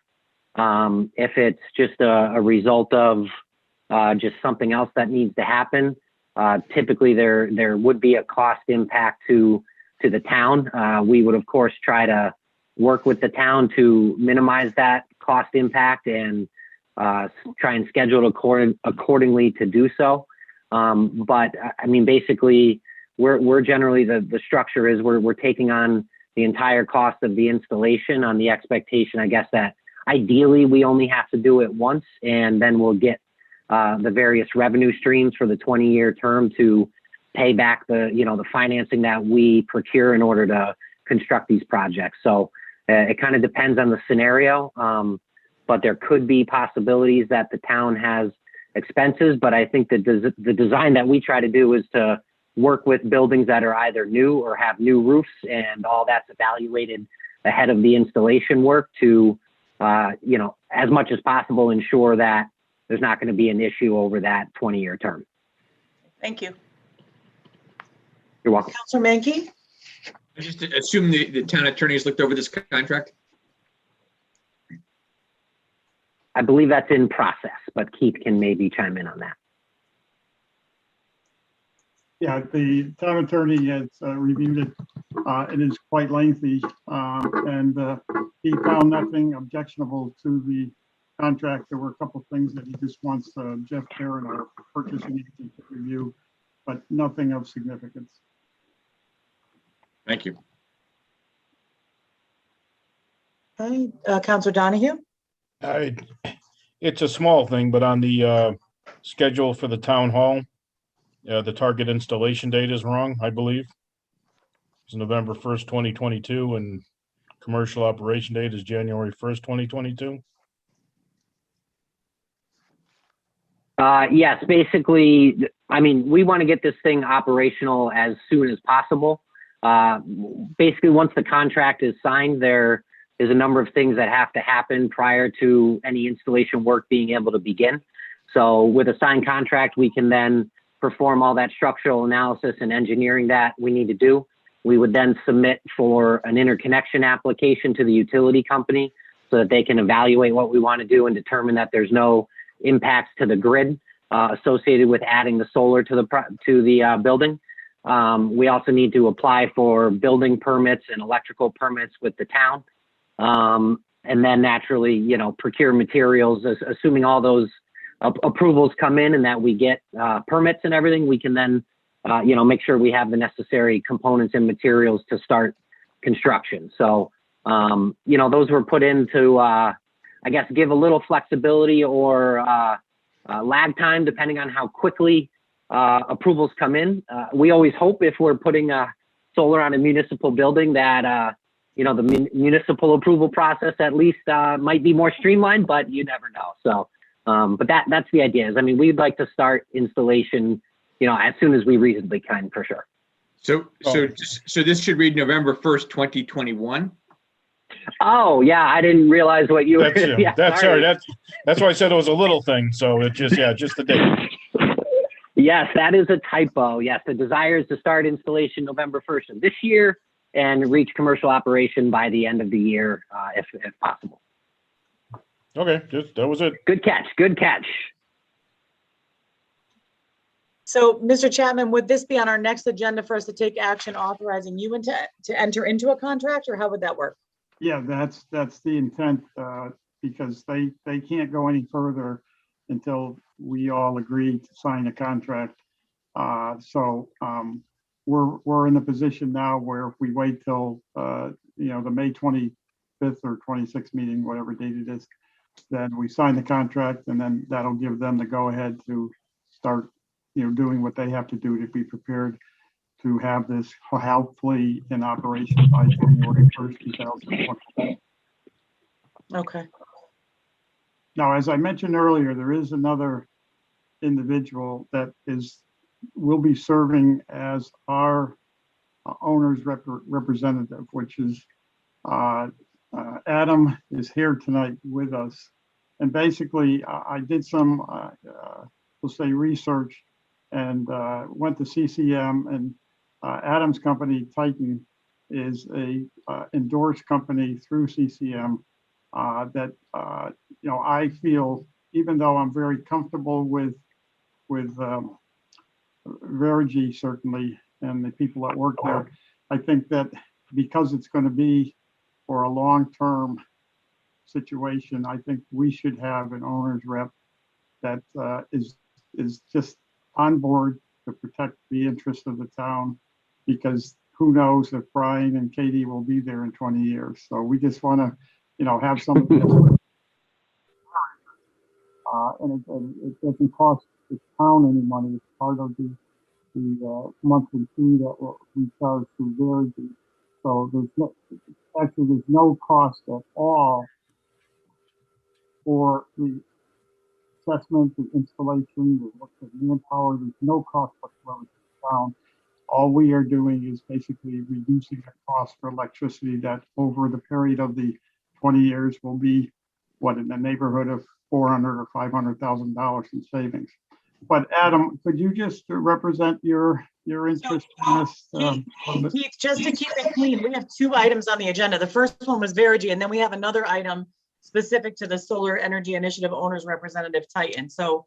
Oh, well, okay, we can hold off if you like on that. If there's no other questions though at this point. I believe Councilor Braverman had a question. She's been trying to raise her hand. I'm sorry, I can't see her in my window. Go ahead. How old is the roof on Patterson in general before we put solar panels on it? We're not doing Patterson at this stage. This is for the town hall. Patterson was originally in our packet, but there was communication earlier. The town manager mentioned that the Board of Education needs to review that and decide on their own whether they're going to do the solar initiative on a school building. So procedurally, we're going to stick with the town building at this point. Okay. All right. Generally, how old is the roof on Patterson? Anybody have an idea? I don't have an idea at this point. That would be something that would be evaluated by the Board of Education at some point once they decide if they want to put solar onto the roof. I believe from our site visit last week that they had indicated it was around a year old. Yeah, it may Yeah, be. my memory serves from the site visit. I recall the site manager at the location saying that it was at least within a year to a year and a half. So relatively new. So Adam, why don't you introduce yourself and tell us about Titan a little bit? Yeah, sure. Thank you, Keith, for having me. I really appreciate everybody allowing me to speak and introduce myself tonight. So I'm Adam Teff, General Manager of Titan Gen. Titan Gen is a part of Titan Energy, and Titan Energy is a full-service energy management company. So we really seek to address every aspect of a customer's energy consumption, whether that's managing electricity, natural gas supply contracts, which we actually do for the town of Newington and the Board of Ed through CCM, managing energy efficiency projects, on-site generation, like what we're talking about here tonight, and also offering data management services. So really kind of every discipline that's involved in managing our the average client's energy use and cost. Titan Gen, we are the division of Titan that focuses on solar, fuel cells, cogeneration, any form of on-site solar generation related technology. typically the service, that we focus on with municipalities is acting as the owner's rep through that process. Very similar to what we talked about, or what the town council talked about before with the construction owner's rep. The value in working with us really is, having somebody on your side of the table, independently vetting, the assumptions that are made in Verigy's proposals, evaluating the technical and feasibility of what they're proposing, attending site walks and being a part of these meetings, making sure that the contract that the town would sign with Verigy is, up to top market standards, and that the PPA pricing is also within where it should be given the market for these products. Also, there's some, fairly complex incentive applications that need to be processed, and there's really just, I think, a need to keep these projects kind of moving on a certain timetable in order for them to get done in a way where you can capture those incentives. And we're really here to help the town drive that process forward with an independent point of view that ensures that the final product is top notch. So I've personally, worked with other municipal clients in the past where Verigy was the vendor, so I can vouch for the quality of the work that they do. So we're really here just to make sure that this project, stays on track. Savings estimates are reasonable, the layouts are agreeable, contracts sound, and really helping drive the process forward. So Keith, certainly appreciate it, and look forward to working with everybody. Thank you, Adam. So I think we have everything in place to move forward with the town hall. We have what's called a ZREC that we'll be benefiting from, that was issued through the Eversource and Pura from the state. So that's going to help reduce the cost for the whole program. But again, I want to just emphasize that there is no cost to the town. This is solely a program to save the town money. It's a very unusual situation. Generally, you always have to pay for everything in the world, but we actually benefit from having someone else install everything and take care of the maintenance on it. And all we do is enjoy a lower Eversource bill on a monthly basis. And I would strongly recommend that the council allow this to go forward. Councilor Minor, you have a question? Yeah, not specific to the town hall project, but moving forward with other buildings that the town owns. Is it something that Titan can provide in terms of doing a return on investment or cost benefit analysis to owning solar, photovoltaic arrays versus PPAs? Is that something you guys provide? Yeah, for sure. And, we're always happy to do that kind of work. I mean, the financial modeling and the, bringing our commodities expertise from one side of our business to help folks, use those projections to, come up with reasonable estimates of future savings and things like that. I mean, this is all kind of right in our wheelhouse and what we do. I would say, generally speaking, that most municipalities, with a few exceptions, but the vast majority, and by vast majority, I mean about 95% or so of the 30 or 35 municipalities that we've worked with, have always gone with the power purchase agreement option. And the primary reason for that is there's a significant federal tax benefit that comes with owning these systems. And if you're a nonprofit entity or a municipality, you don't have a tax liability, so you can't capture those benefits. So it's kind of a lost value. Right. If you were to make this purchase yourself. The instances where we see municipalities make the investment is when they receive a reimbursement rate from the state, 80%, 90%, where, if it's $1 million project, you manage to come up with, $100,000 and then own it yourself. And, that can be a fairly decent deal. When you start to see state reimbursements dip below 80%, then the economics of owning these systems can be pretty tough. We see general payback period, a little bit north of 10 years. So we can certainly go through any of these projects, help model that for the town so they can see, what that might look like. I just offer that experience as a means to say, look, I think you might find the better overall value for the town over time would be through the power purchase agreement. Okay, appreciate the candor. Deputy Mayor Bedrejko? Yeah, Keith, I was just wondering whether you could expand upon, I think it was either you mentioned it at the EDC meeting, or I saw it on the Chamber of Commerce webpage, what a partnership or whatever is going to be between the town and the chamber or town businesses for this? Thank you, Gail, for asking. Yes, that was one thing we wanted to promote tonight.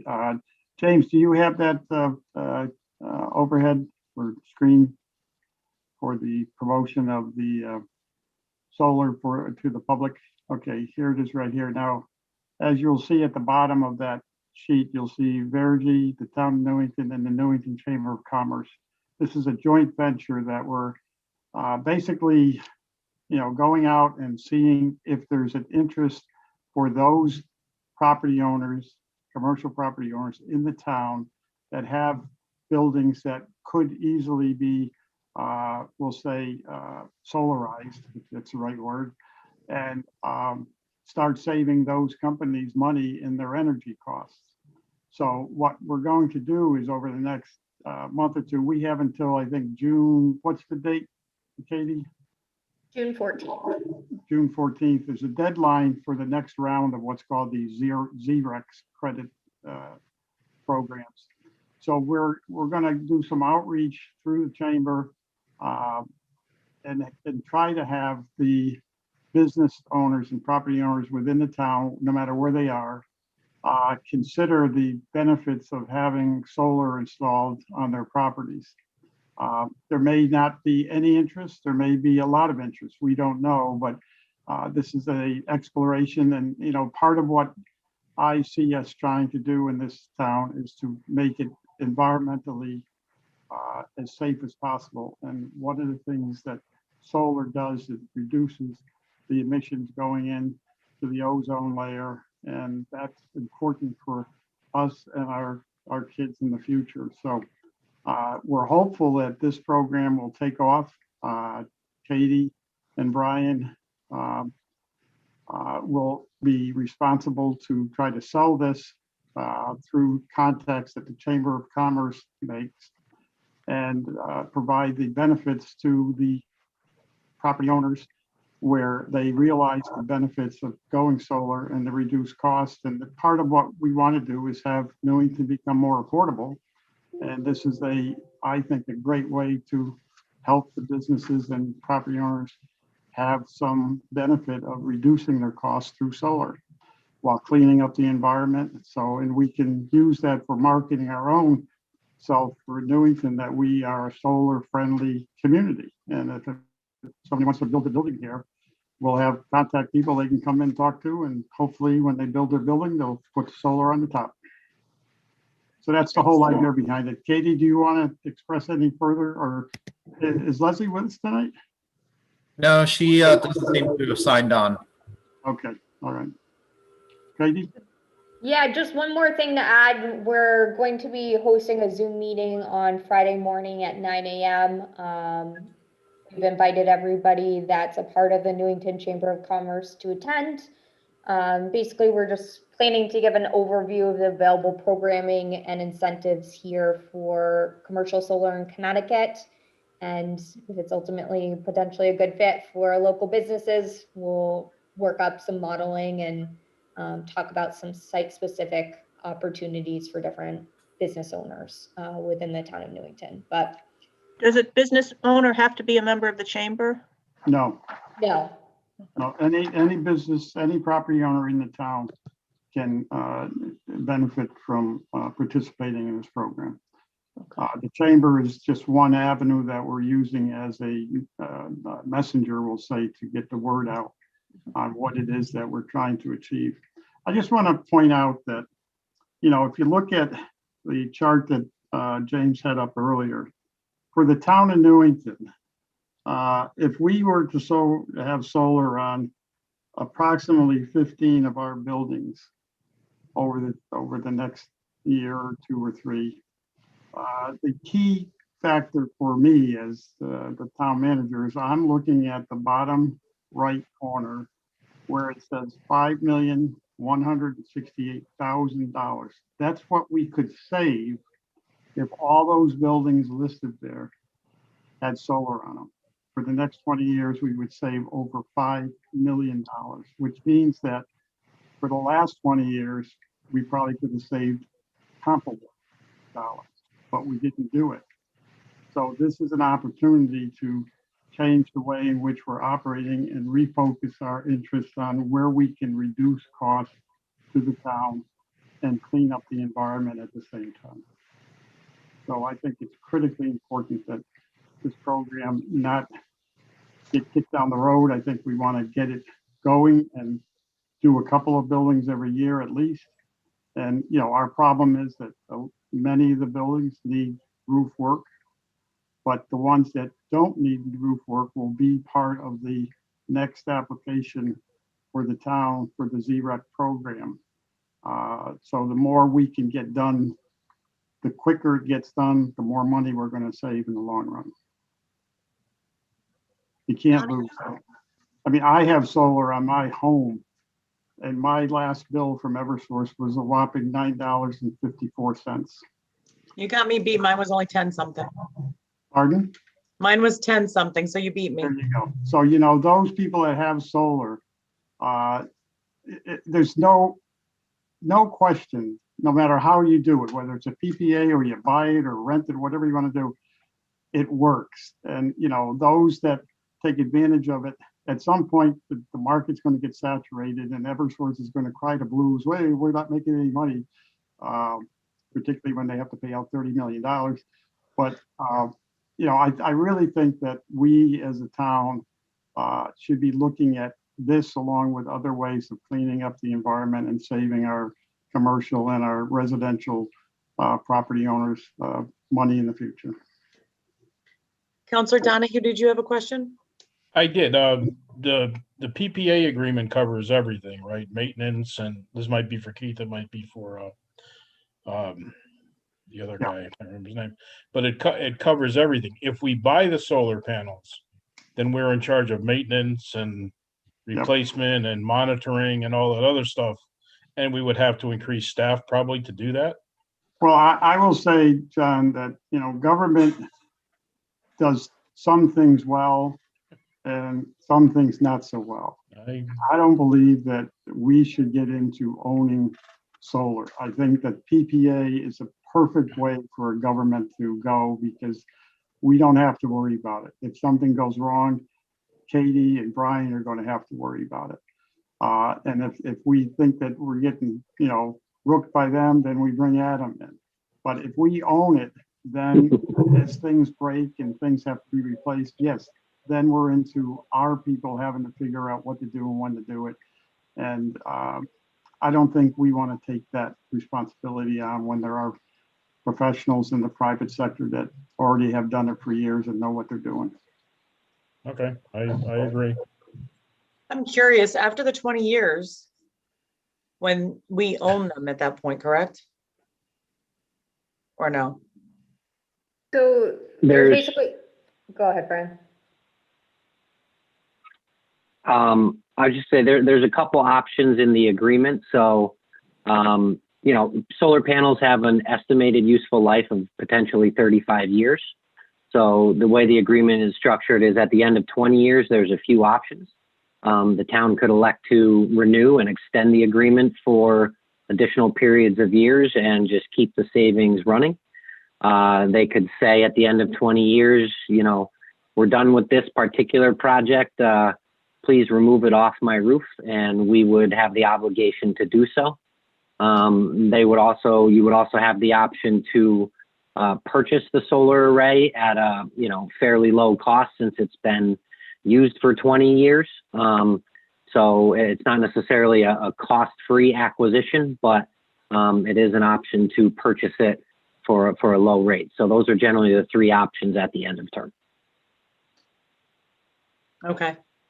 And then Keith, this is more of a procedural question, but we still have a town hall committee, renovation committee, project committee in place, and Downs is still in place. Would this proposal run through that committee as well, or through the Downs? Well, I think the committee, the project building committee's work had not been planned to include solar. The solar aspect of the new building was talked about initially, and it was part of the plan, but I think the value engineering aspect or whatever, whoever decided the solar was pulled out of the project.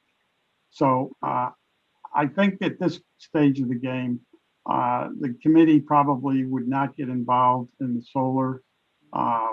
You know, as far as the contractor on the town hall right now, by the time we're ready to go forward, they should be 99% or better complete with everything that has to be done in the town hall. So I don't see this being part of the role of the committee or having anything to do with Downs or the architect. Okay. Any other council comment or question, or anything else we need to add on the subject? Brian, Katie, Adam, are you guys all set with what you needed to present to us? Yes, thank you very much. Okay, so I believe we kind of covered both items, Keith, if I'm not mistaken. We covered the Verigy as well as the Solar Energy Initiative Owners Rep Titan Energy.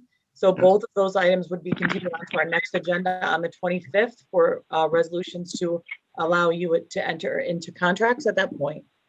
That's correct. Okay. All right, great. Thank you all for joining us this evening. Sure, really appreciate it. Thanks, guys. Okay, thank you. Thank you. Right. Thank you. That was the proverbial two birds with one stone. So we'll continue on. The next item on our agenda this evening is the youth mentoring program. This was an area that was identified as a need by our town manager, Mr. Chapman. It was, gosh, probably even earlier than this time last year, because it was right at the beginning of COVID, in response to some of the things that are happening nationwide with the Black Lives Matter movement, as well as just equality issues overall. And Mr. Chapman brought forth to us the idea of this youth mentoring program. So with that being said, I will turn it over to you, Mr. Chapman. Yes, we're very pleased to present this tonight. We've been working for a number of months with the city of Hartford, particularly Buckley High School, on seeing the what possibilities we would have to have some of their students from Buckley actually come to Newington as they would if they had jobs. They will come here after school every day, and they will work here during vacations and summers. And we've interviewed a number of students, and we've identified, I believe, 6 that we'd like to bring on board through the mentoring program. And this is intended to address partly what's been one of the issues with the Black Lives Matter is the situation over the last year, or actually for many, many years, but more emphasis now than ever on it. You know, I grew up in the city of Hartford. I lived in the North End.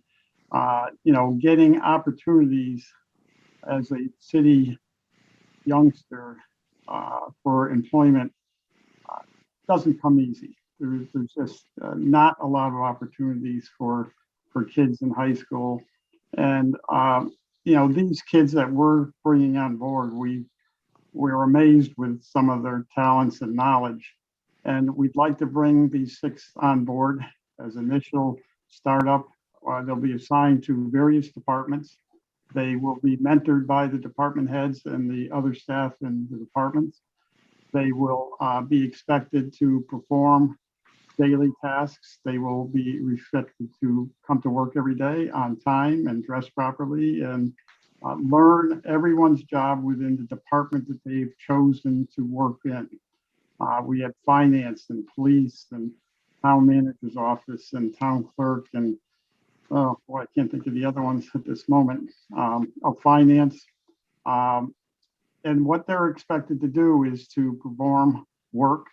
And that work may be the mundane work that an entry-level person is involved in, to joining in a department head meeting where they learn all aspects of being a town employee with their goals to be in management as they develop themselves and either graduate high school and look for employment or go on to college. If they go on to college and they stay local, then it's our intent to keep these people in the program and have them mentored right through college. So when they graduate college, they will be fully prepared to take on hopefully a mid or upper management position in a municipality somewhere in Connecticut or wherever they end up residing. But it is a program that we've worked extensively with the City of Hartford Buckley High School staff. And as I said, we've done interviews and they were extremely interesting. And from our perspective, this is a great opportunity for us to work with kids that are of color. We don't have a lot of that in Newington. And we want to make sure that we're doing everything right for our citizens, and they're going to actually help us. We're going to learn from them as well as they're going to learn from us. So we're excited about the program, but COVID-19 put a stop to it. We wanted to get this program going months ago, but we just couldn't figure out how to deal with COVID. So hopefully as we are in yellow and the other towns around us get into the yellow, at least yellow, then the program will start. It may start for the summer and then work into the next school year. Most of the kids that are going to be in the program are juniors. So they're going to have at least one more year going through Buckley, and hopefully some will stay on for local colleges and continue their work with us. But, I think it's an opportunity that we could provide to these kids that they wouldn't get otherwise. And I'm hopefully going to encourage our surrounding towns to do the same. We're doing 6. If every town around Hartford and the 2 rings around Hartford were to do the same thing, we'd have 100 kids probably in the program. And I think that would go a long ways to help the kids in Hartford out and provide them opportunities that otherwise they probably won't have. And that sums it up. Thank you, Mr. Chairman. I know in the packet we have basically contracts to be executed with Hartford. I noticed in their insurance coverage has been considered. Has this agreement been run through the town attorney at this point? Yes, everything has been run through all aspects, including the City of Hartford's attorneys and so forth. So everything that's being presented tonight has been reviewed and accepted and rewritten as necessary. So yeah, it's a program that information technology is the other department now. I just thought of it. Yeah, so everything's ready to go if the council decides to let us do this, and we're excited about it. I think it would be a great moment in Newington's history to have this start. Yeah, I love the idea of this program. When you brought it forth last year, it really struck home. And, I work, as you know, for CREC, which is a social justice agency that was created, the magnet school piece through the Chef versus O'Neill decision, which really was looking to create equity for all races in school systems. And so for us to be taking the lead on something like this and trying to do something to promote equity and promote opportunity for all of our youth, not just in Newington, but in surrounding towns, as in Hartford. I think this is a great move for us. And I think hopefully we'll be trendsetters and other communities will follow the lead and will decide to do similar programs. I, for one, am very much in favor of this program. I think it's a wonderful opportunity for, as you mentioned, us to learn from those youth as well as those youth to learn from us. So I think this is a great opportunity that we're looking to move forward. Councilor Mankey. Yeah, I also agree. I think it's a great opportunity, and I would just commend you, Keith, for even thinking of it. It's a good opportunity for those kids, kids from Hartford to sort of get it,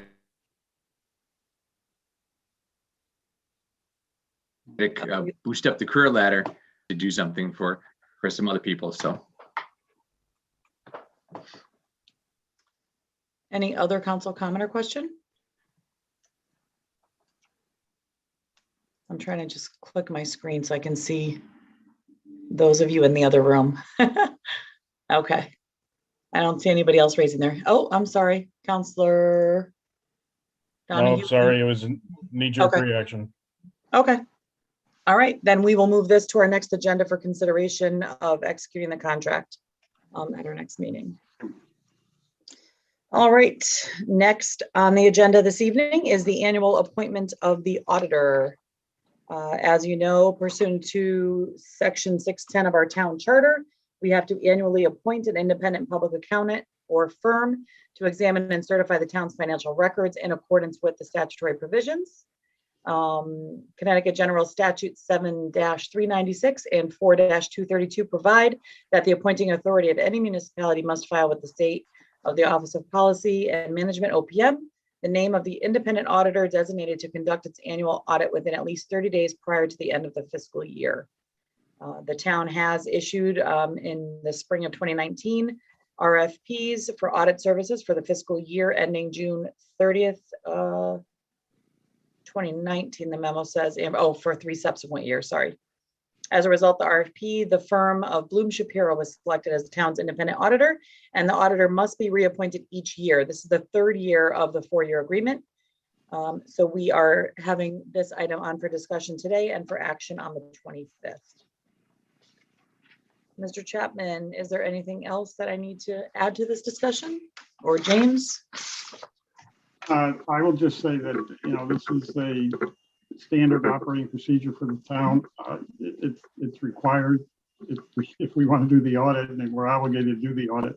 So it's nothing unusual. We've worked with Bloom Shapiro in the past. So I see no complications whatsoever moving forward myself. Mm-hmm. Yeah, I agree. This is something we do every year. It's standard procedure. And as mentioned, the RFP is already completed. This is just the 4-year cycle, and we have to reappoint each year. Right. Any council comment or question on this one? All right, seeing none, we will move this to the 25th agenda as well. And we will go on. The next item is Parks and Recreation live barn contracts. Mr. Chapman, if you would. We have Bill DeMayo here tonight with us, I believe, and I asked him to present this particular topic for consideration to the council. He's been working extensively on this program called Live Barn. And Bill, can you join us? Yes, I'm here. Good evening, council and mayor. This is pretty simple. It's state-of-the-art camera system that is happening across the country in our profession, and it's the installation of cameras at both Volunteer Memorial Field and Legends Field, as well as the new Mortensen Community Center Gymnasium.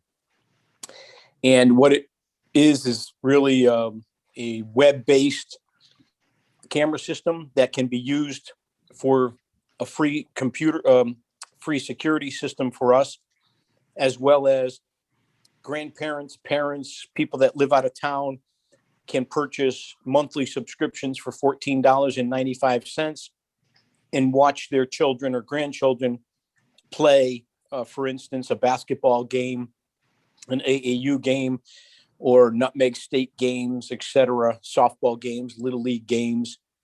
And I was thinking earlier in your meeting when you had the high school girls team on during COVID is really what spurred this whole idea, was that parents could have had this program in line and they could have watched their children playing on Live Barn. The beauty part of it is that the Parks and Recreation Department and the town would receive 30% of the gross revenue of anything that was sold with the Newington code or code number or special number. So that's pretty much it. If there's any questions, I can answer them, but we're in favor of the idea. We think we would be real innovators in their field of parks and recreation. We think that people will be watching this as an example throughout the state of Connecticut. Okay, great. Thank you. We have a few hands up. So let's see. Deputy Mayor Badrejko. Yeah, hi, Bill. I think this is sounds like a really good idea. I just have a couple questions. So initially, there's no cost to the town. I'm assuming the equipment belongs to the live barn. Any kind of maintenance, or if there's damage, whatever, it's live barn's responsibility. And as part of that also, if because I did read online a few comments about issues with transmission issues and freezing up and whatever. So if those type of issues happen, the subscriber would have a contact in live barn. It would not, they wouldn't be contacting like NCTV or IT people. I mean, it's all maintenance, all transmission issues, everything goes to live barn and not to anybody in town of Newington, correct? That's a correct statement. Complete. It's a solo system. None of the wiring or anything is used by the towns, and it's specified in the contract about how live barn is responsible for that. Of course, there's going to be storms and things like that where satellites go down, but that would be live barn's problem, not ours. Okay, thank you. All right, Councilor Donahue. Yeah, Bill, I had a couple of questions. I mean, I wasn't quick enough to catch the fields that were assigned for this, but I was reading through the contract, and they have exclusive rights to broadcast the game. So if NCTV wanted to put a game online, we couldn't do it. No, that's not true. I wrote into the contract, except for Nutmeg TV, already existing cameras and their protocols, whatever they want to show, they can show. And everything goes by our agreement, so that even if they made an agreement with, say, ESPN, and there was some money to be made, they would have to get our approval. All right. Do you know what paragraph that's specified in? As much as I love reading contracts, not off the top of my head. No, you can just email me or something, Bill. Okay. Yeah. The other thing that comes to mind. Also, just so I may add, the Little League, our existing Little League, has an already existing camera at Volunteer Field, and I wrote that into the contract also, that was exempt. Okay. The other thing is, when we do a show in the studio, we have to get people to sign a consent form. Is that all? Is there a virtual agreement that people know they're going to be filmed on these fields? There's signage that is required to be placed in specific locations at the fields and in the gymnasium. Also, there's a TV that will be in the hallway at the entrance of the Mortensen Community Center that will specify all that kind of information too. But it's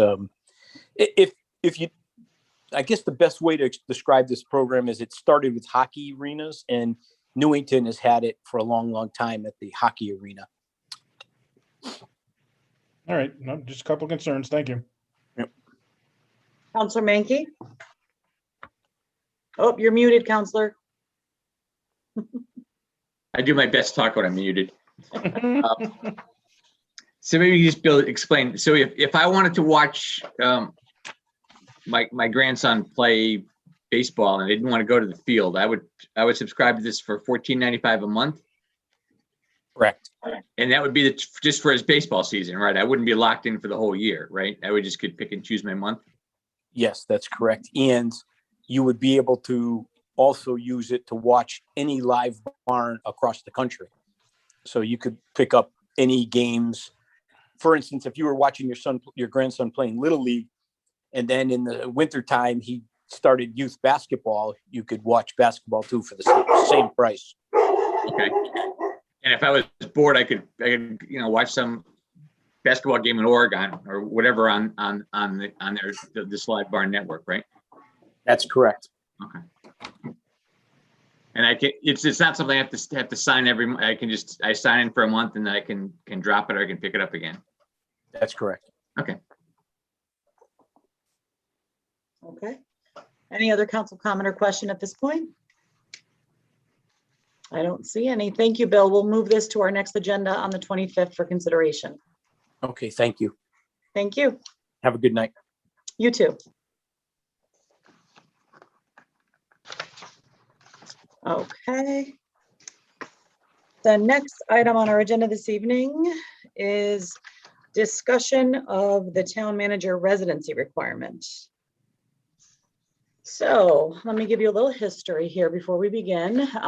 You will see in your packet this evening a letter from the town attorney with an opinion regarding the town manager residency requirement. This was brought forth after a conversation that I had with the town manager, Mr. Chapman, who had expressed concerns about moving his family to Newington during the COVID pandemic. Mr. Chapman's contract started with us on June 31st, I believe. It's right at the end of June of last year.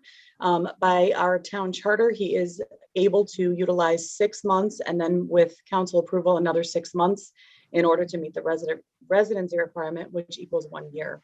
So that, I'm sorry, it does say in the letter, June 22nd, I was incorrect on my date. And so the town council had voted unanimously on his contract on June 22nd, stating that we would approve the full year for him to move. Now in hindsight, we realize that that entire year, well, up until now, so 11 months worth, has been covered during the COVID-19 pandemic, in which the governor had, I can't even count how many executive orders that all really made exceptions to the rules, so to speak. So executive order number 7, for example, suspended a variety of statutes and regulations to protect public health and safety. It acknowledged the risk of severe illness and death from COVID-19. It acknowledged some of the risk factors to include people with chronic health conditions, age 60 years and older. It talked about the Centers for Disease Control and Prevention. As you all know, the state has been in a state of emergency since last March. So for over a year's time, the entire time that Mr. Chapman has been our town manager.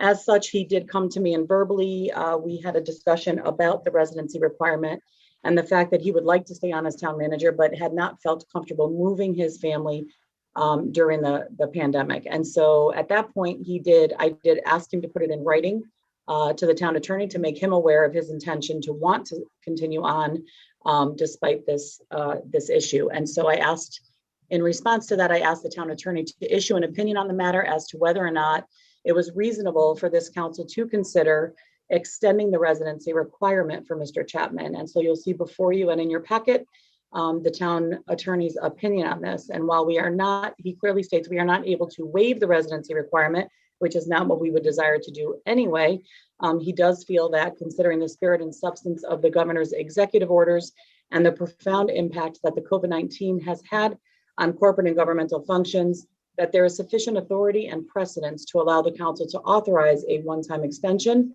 of 1 year from June 22nd, 2021 to June 21st, 2022. And the purpose of the extension would solely be for the town manager's relocation and does not impact any other aspects of his contract. So I am going to, now that that's kind of on the table and I've explained the history of it, I would just say that at our next meeting, we will have a resolution before the council to consider the residency extension. And that being said, I will open it to council comment. Just allow me a second to click through. I apologize, I was in the wrong window. Councilor Anist. Thank you, Madam Mayor. Reviewing this, I have a couple of comments. First of all, in the last 16 months in this town, over 1,100 buy-sell transactions have happened. It has not, COVID has not hampered over 1,100, I'm sorry, transactions from happening of people buying and selling. I do know firsthand in my profession that people are buying houses, selling houses through virtual tours, from out of state. They're doing virtual tours, and purchasing houses up here. I know people who have had chronic health issues who are buying and selling homes. This is a violation of the charter, and the legal opinion does not provide cases or any other authority where an emergency like COVID would supersede the charter or an employment contract. I would ask if the town attorney could identify those cases or the authority where this would happen. The language is really pretty clear in the charter, and we have been given advice that if this was ever challenged for the violation, that the residency requirements for top key employees are always upheld by the court. So I'd like this to go back to the town attorney to get a little bit more clarification and a little bit of law behind this, and not just his opinion in the spirit and substance of the governor's executive orders. Plus, the governor's executive orders are being lifted daily. Everything's being opened up May 19th to full capacity. I don't see any reason why the town manager cannot commence looking to see what's out there in Newington for him to move here. The market is still hot. I think this is the perfect opportunity for him to start making some accommodations to relocate to Newington. Thank you, Councilor Ennis. Councilor Menke?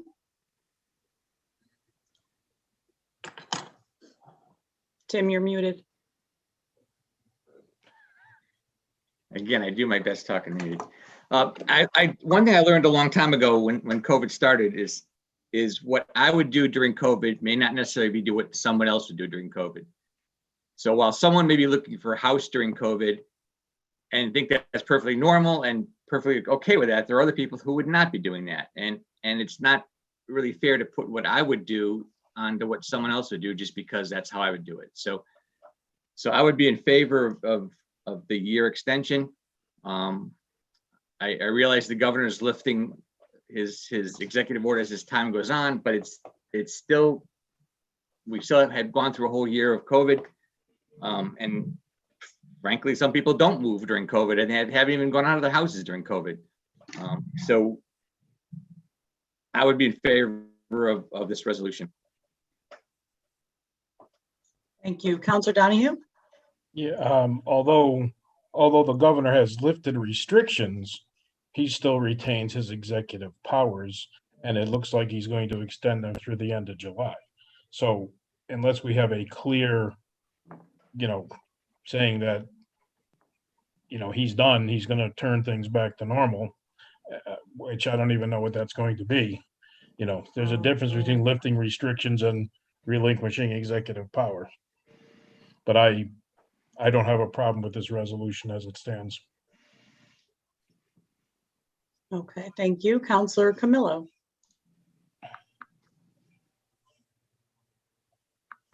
You're muted, Councilor Camillo. I don't have a problem with this resolution either. Some of these executive orders, you couldn't even evict anyone. They lived in your houses for free. They didn't pay your rent for over a year. So how can we hold him to, moving here during that year, during all the executive orders? While all these other people were buying houses, he was running the town and keeping us safe. And now he's got another year to find a home here. So I like to just, I like this. Thank you. Okay, thank you. Councilor Minor? Thank you, Madam Mayor. Just two comments. First of which would be to reiterate, to have Attorney Ancona find if there is any authority and precedents that he's referencing, exactly what that is. It is if there is any case law as to whether an executive order emergency declaration by either the town manager or the governor supersedes an employment contract or the town charter. Mr. Chapman has done a great job from his time here, which began in January of 2020. We afforded the first 6 months as being an interim or temporary basis. However, his employment commenced in January. So as it was, when the agreement was made in June of 2020, it was at that time we identified that we would not consider the first 6 months of employment towards his 12-month time, but to begin the clock at that point. So I would ask that we maintain the validity of the charter unless there is some precedence that shows that there is something that supersedes it. Thank you. Thank you, Councilor Minor. Councilor Nagel. I would concur with those previously who have said that given the unusual situation of the pandemic over the last year or so, that it prevents one, for whatever reasons, from looking for a residency, and no one can speak for someone else in terms of their specific situation, be it health or be it otherwise, in terms of having the ability to find other residencies. So as what several previous councilors have said, and also because he's done such an outstanding job, it would be to our detriment to suddenly say you're out simply for that reason, and negating any of the circumstances because of the pandemic, which has prevented him from looking in a very conscientious, timely way of finding a residency. So I would support the extension. Thank you. Thank you, Councilor Nagel. Any other council comment or question before I chime in again? Deputy Mayor Bedrejko. Yeah, we're not going to find a precedent regarding the COVID situation. I mean, this past year and a half has been times that have tried everybody. Everything's been turned on its head. In terms of looking for a house, quite frankly, like Councilor Mankey said, a house is a huge investment. It's not going out to dinner. It's not buying a new car. We're talking hundreds of thousands of dollars. The housing market has been turned on its head this past year and a half. Prices are way out of whack from where they were 2, 3, 4 years ago. Hopefully they're going to stabilize now, but I mean, it's just been it's been a buyer's and a seller's market, but prices have been incredibly inflated, number one. Number two, I would never, I mean, maybe I'm cheap, maybe I'm whatever. I would never buy a house online. I mean, perhaps that's the way, if you want to flip it, younger, people who are younger, perhaps do their shopping that way.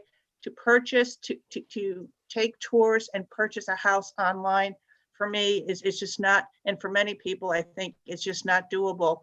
And also in terms of health risks, I don't know what anybody's health issues are or health concerns, but people who are older or with some chronic diseases, no, you don't feel comfortable going into another person's house. You don't feel comfortable going into open houses, whatever, nor do you want people coming through your house. I mean, I do think the purchase of a house in this past year and a half has been totally turned on its head.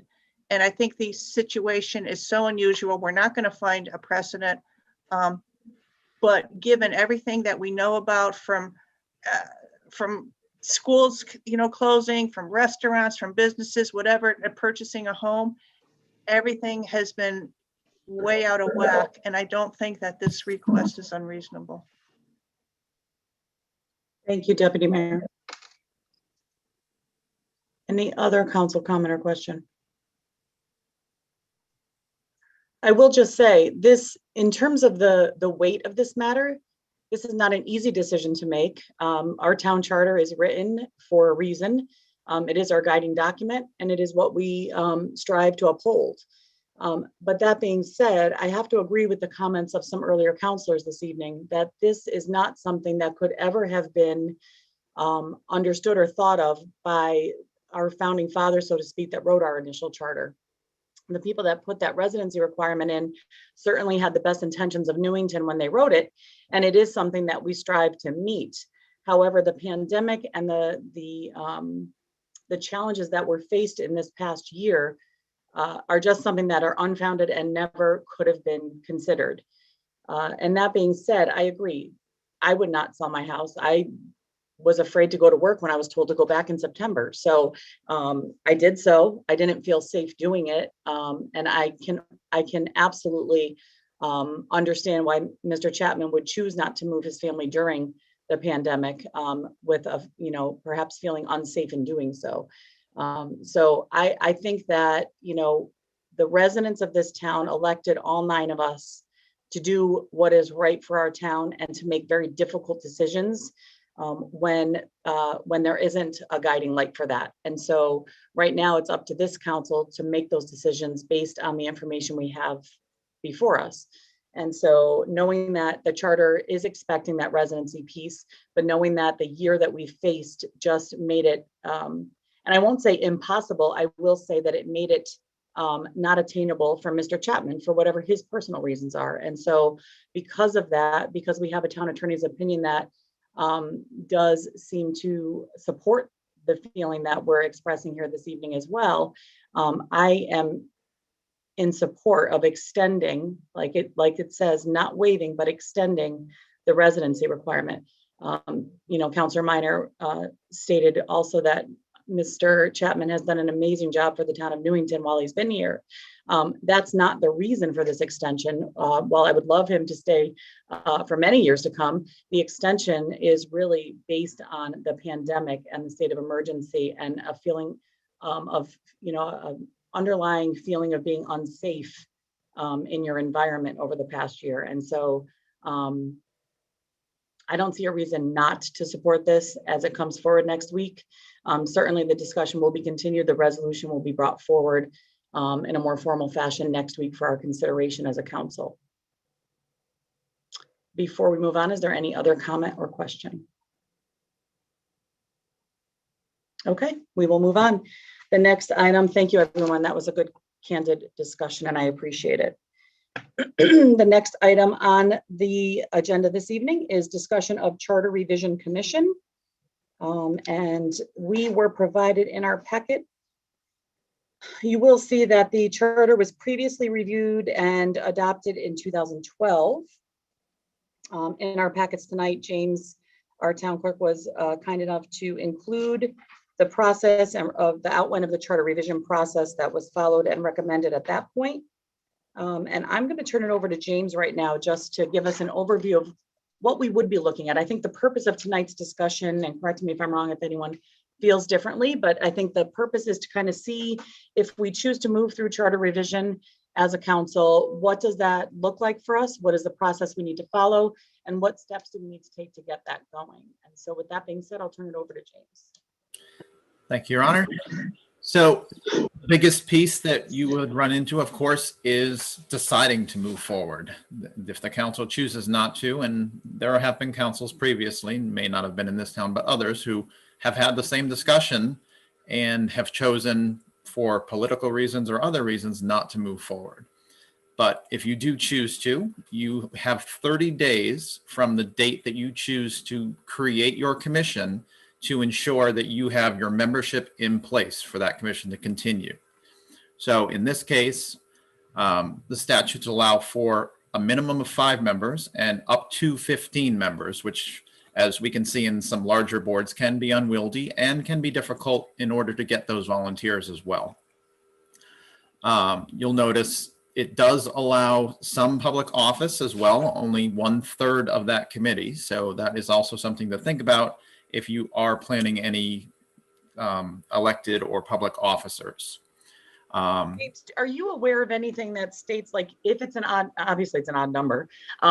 So if the odd number was 5 and it's not divisible by 3, is there any precedent to rounding up or rounding down on that item? You're going to round down. Okay.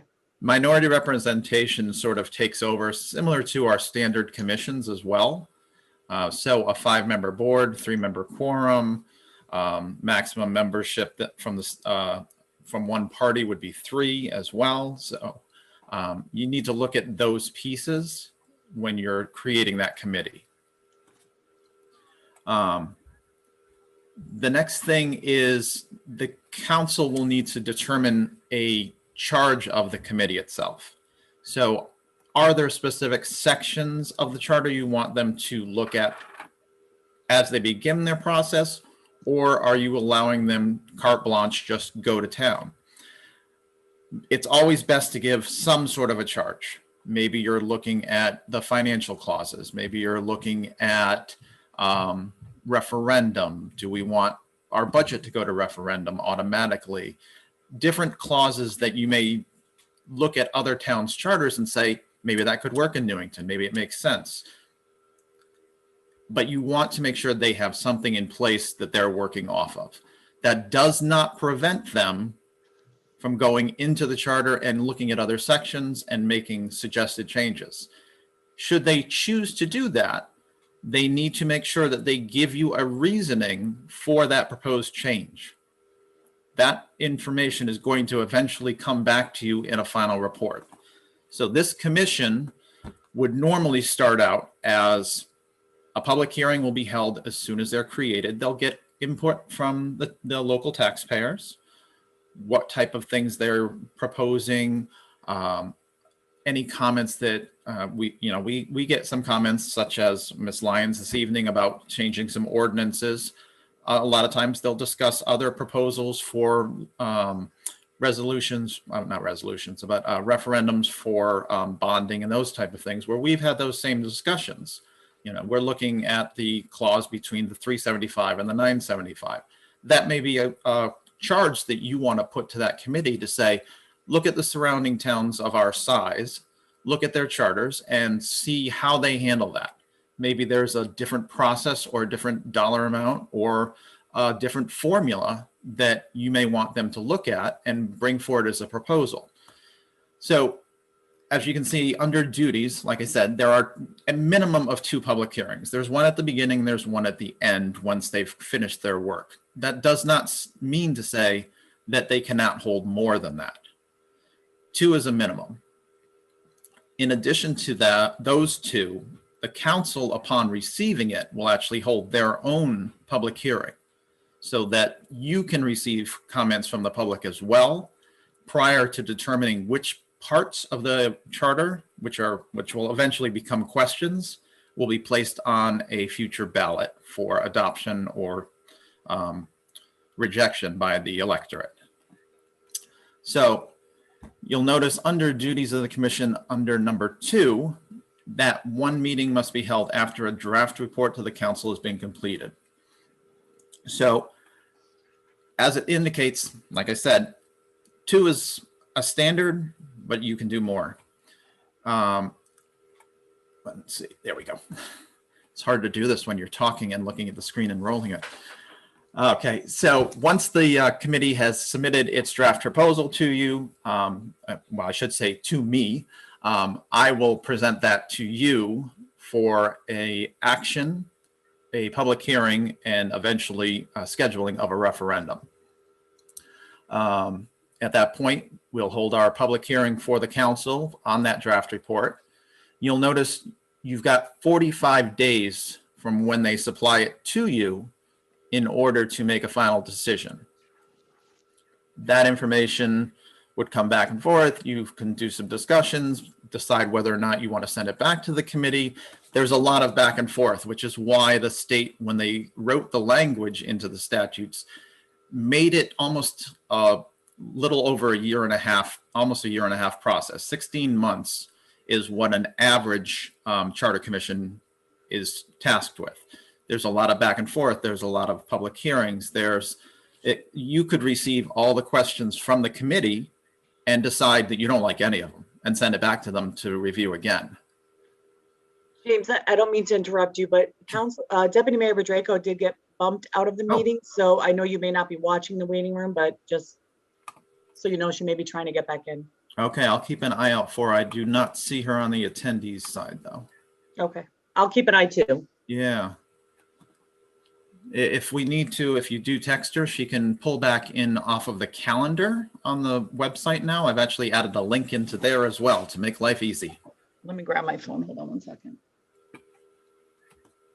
Okay. Okay. Then, as we were discussing, if you decide to make any changes in the draft report, you know, the commission, the council, you'll both talk, discuss those recommendations, decide which of those provisions will go forward. You'll eventually adopt. Oh, she's back in. She's getting broader. I wasn't even done texting her. Okay. She's just that quick. Determine, as I was saying before, which proposals you're going to accept, which ones you're going to just choose to reject. So the commission, what they've presented to you, you will actually vote on each question to determine whether or not you're going to send that to referendum or reject it outright. And then after that, you'll go through, make your determination of whether or not, if we're within a budget ballot time period, we could place it onto a standard election in November. If we're not, it's not precluding it from being in a ballot period. It would just create a second ballot at that same election for us. So you could look at, I believe in the 2008 proposal, that one was a separate ballot. I believe the 2012 was on a full electoral ballot. So you have to look at some things like that to say the single standalone ballots tend to be ones that don't completely pass, and that tends to be pretty standard across the state. You get less of a turnout on the passage of that, where if you go through and have the time to do it during a normal election process in November, you get a better turnout, whether it's a standard municipal or even the governor's election as well. We're outside of the president's for a while and we wouldn't make it for the 16-month period. So that would be the rough process. Does anybody have questions? So many, but probably not right So now. many, I know. Let me just look and see. Anybody, counselors, any question or comment? Deputy Mayor Bedrejko. I'm sorry, maybe I missed this or whatever, when I was kicked off, whatever, but I'm just wondering if, let's say there's several changes, rather than accept or reject the whole charter in general, can each change be voted on? That's what will happen. So if they bring forward 4 questions, one on referendum, one on financial limits, you as a council will review those, discuss them, determine whether or not you feel that the proposed change meets what you're looking for as a council, and decide to move that onto a ballot. So literally we could have 14 questions on a ballot. But will the public vote for each of those 14? They will. Each one of those would be their own separate question on that ballot, just like we did for the referendum for Anna Reynolds and for the town hall. Okay, great. Thank you. All right, Counselor Minor. Yeah, James, could you clarify that? Because I was under the understanding it was the whole charter as it was and not line by line to accept or reject. The report that you're going to receive isn't going to be a charter. It's going to be proposed recommendations. Those will effectively become questions. So if you're correcting section 2, paragraph A, to correct that language, that would be a new question to revise that section, which would go to the voters for adoption. Once those questions are voted upon, they would become your new charter upon adoption. I was under the understanding you accepted it as a whole and not individual, and this is my recollection of 12. Can you verify that? I will double check that, but okay, I will look into that for you. I'll get back a memo, an email out in the morning on that, just as a confirmation. I'm gonna double Yeah, check 'cause I- too, the reference that I sent out, I hope you guys all got it from CCM too on charter revision, may have something in there. I'll take a look at that too. Okay, and the other thing was, James, is does the council have the ability to disband the commission after it's formed? The statute automatically disbands the commission after they have submitted and you have accepted their final report. That is automatic under statute. Okay, so if this were to lag out and drag out for an extended period of time, is there a statutory maximum length of time before you have the ability to disband it if it's not getting anywhere? 16 months. Maximum. 16 months is your maximum under the statute. Okay, thank you. Yep. Councilor Anist? Thank you. I was just looking up the 2008 charter revision because I was very instrumental in defeating that one. And I thought it was the entire charter. I'm just looking it up right now. James, can you go back and look to see in 8 and in 12, how many members were part of those commissions and what was the makeup? I believe, yeah, I will look at that. I believe I have them in my term tracker, so I can verify those for the council and I can send them. Yeah, I'm trying, I mean, I can see them sitting at the table and I do know that we did have a specific, we had not the town attorney, but we had an outside counsel that guided them. And Correct, and I that know would have the been minutes- Justin, I want to say, is it Justin Cook in Yes. 2007? Yeah. Yeah. Yep. And I do know there were verbatim minutes as well. So, I have but if those you can, books. yeah, if you can get us that information, yeah, I would appreciate it. And I'm looking right now. I still have everything from 2008 and 2012. Yeah, I have them both in file cabinets going all the way back to the original inception in 66. Well, I'm sorry, I wasn't around. I was not either. All right, Councilor Minor? Just one more quick comment. I have no reluctance to opening for a charter revision. My only concern is opening it so late within our term that this is something that theoretically we're going to hand over to the next body, whatever its makeup may be, versus starting this at the beginning of said term, and we know you would be finished up within that 24-month time period. So that's my only comment to that, is it's just going into a shift in makeup, might not be to the benefit of everybody else involved. But thank you. Thank you. Any other council comment or question? All right, I don't see any, so we will continue this discussion at our next meeting. Oh, well, actually, give me one moment. Actually, I was able to get into my computer at work. So actually, both the 2008 and the 2012 had a 5-member makeup. It was, let's see, the 2012 had 3 Democrats, 2 Republicans, and the 2008 had 3 Republicans and 2 Democrats. Okay, thank you. Councilor Annis, does that help? Yeah, thank you. That's what I thought it was. Yeah. Yeah, I'm not able to find right at the tip of my fingers what you were asking about in terms of the whole or the parts. So we'll have to look into that.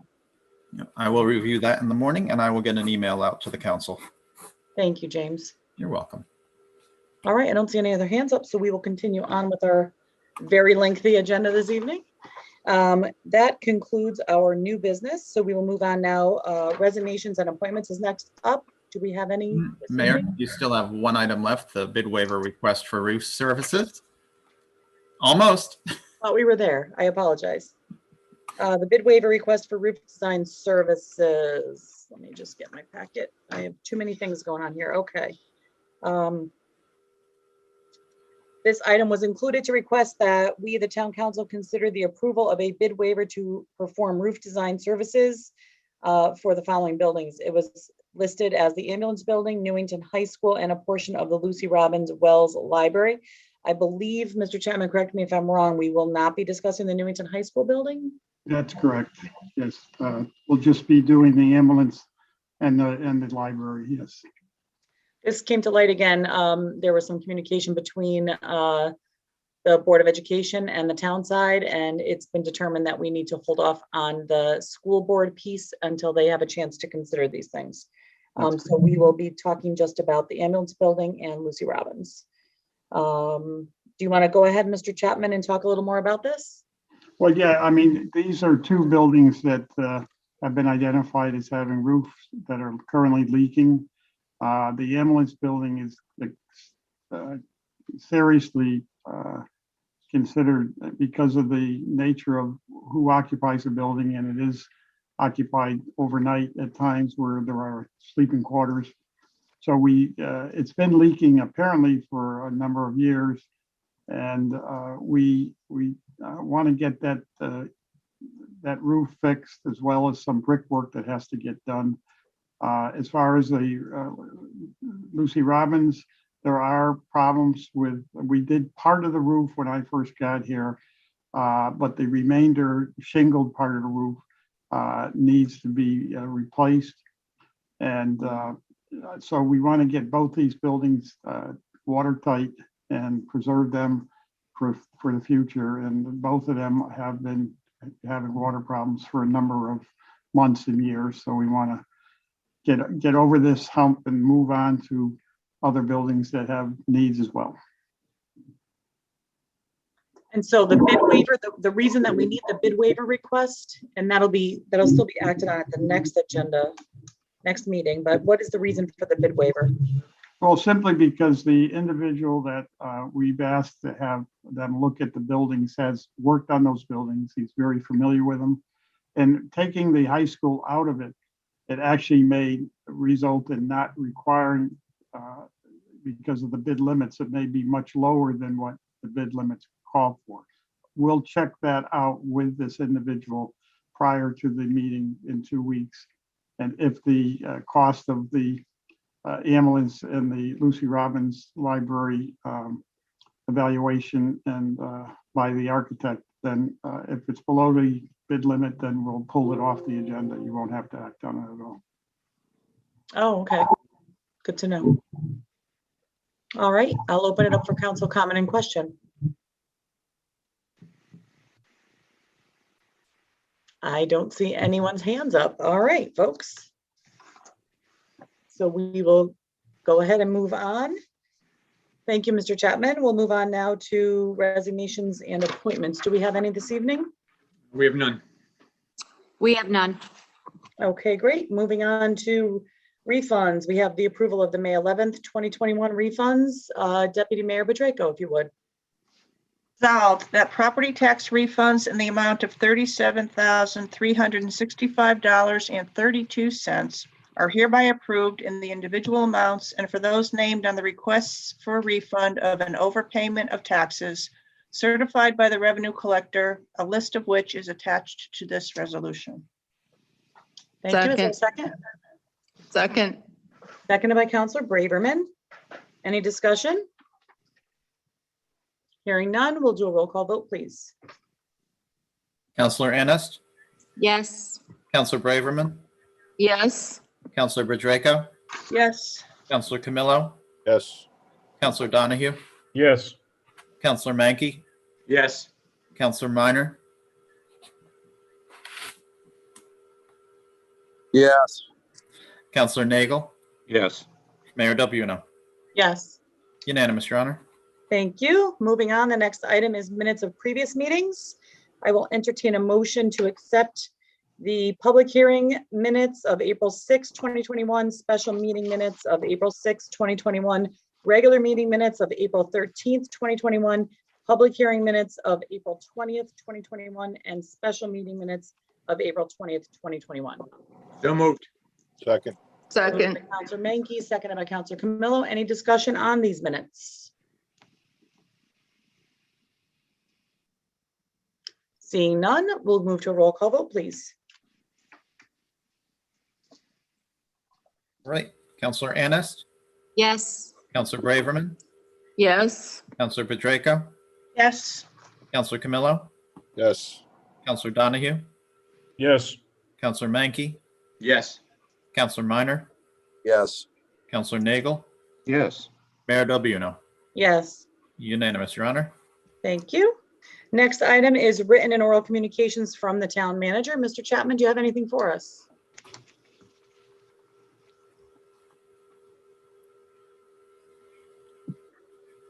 Yes, I would just like to, again, emphasize that if everything goes right and we stay in the yellow, we would like to have an open house at the town hall. And I would ask any of the 9 of you, if you have any suggestions as to when you would not be available to attend, if you're going away or anything, if you would let us know that, and we'll try to schedule around your schedules.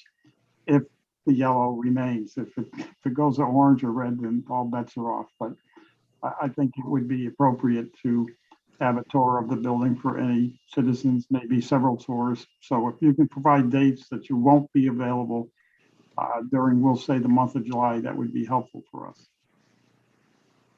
Okay, Thank you. thank you. Any questions for the town manager? All right, we'll move on to council liaison and committee reports. Councilor Nagel.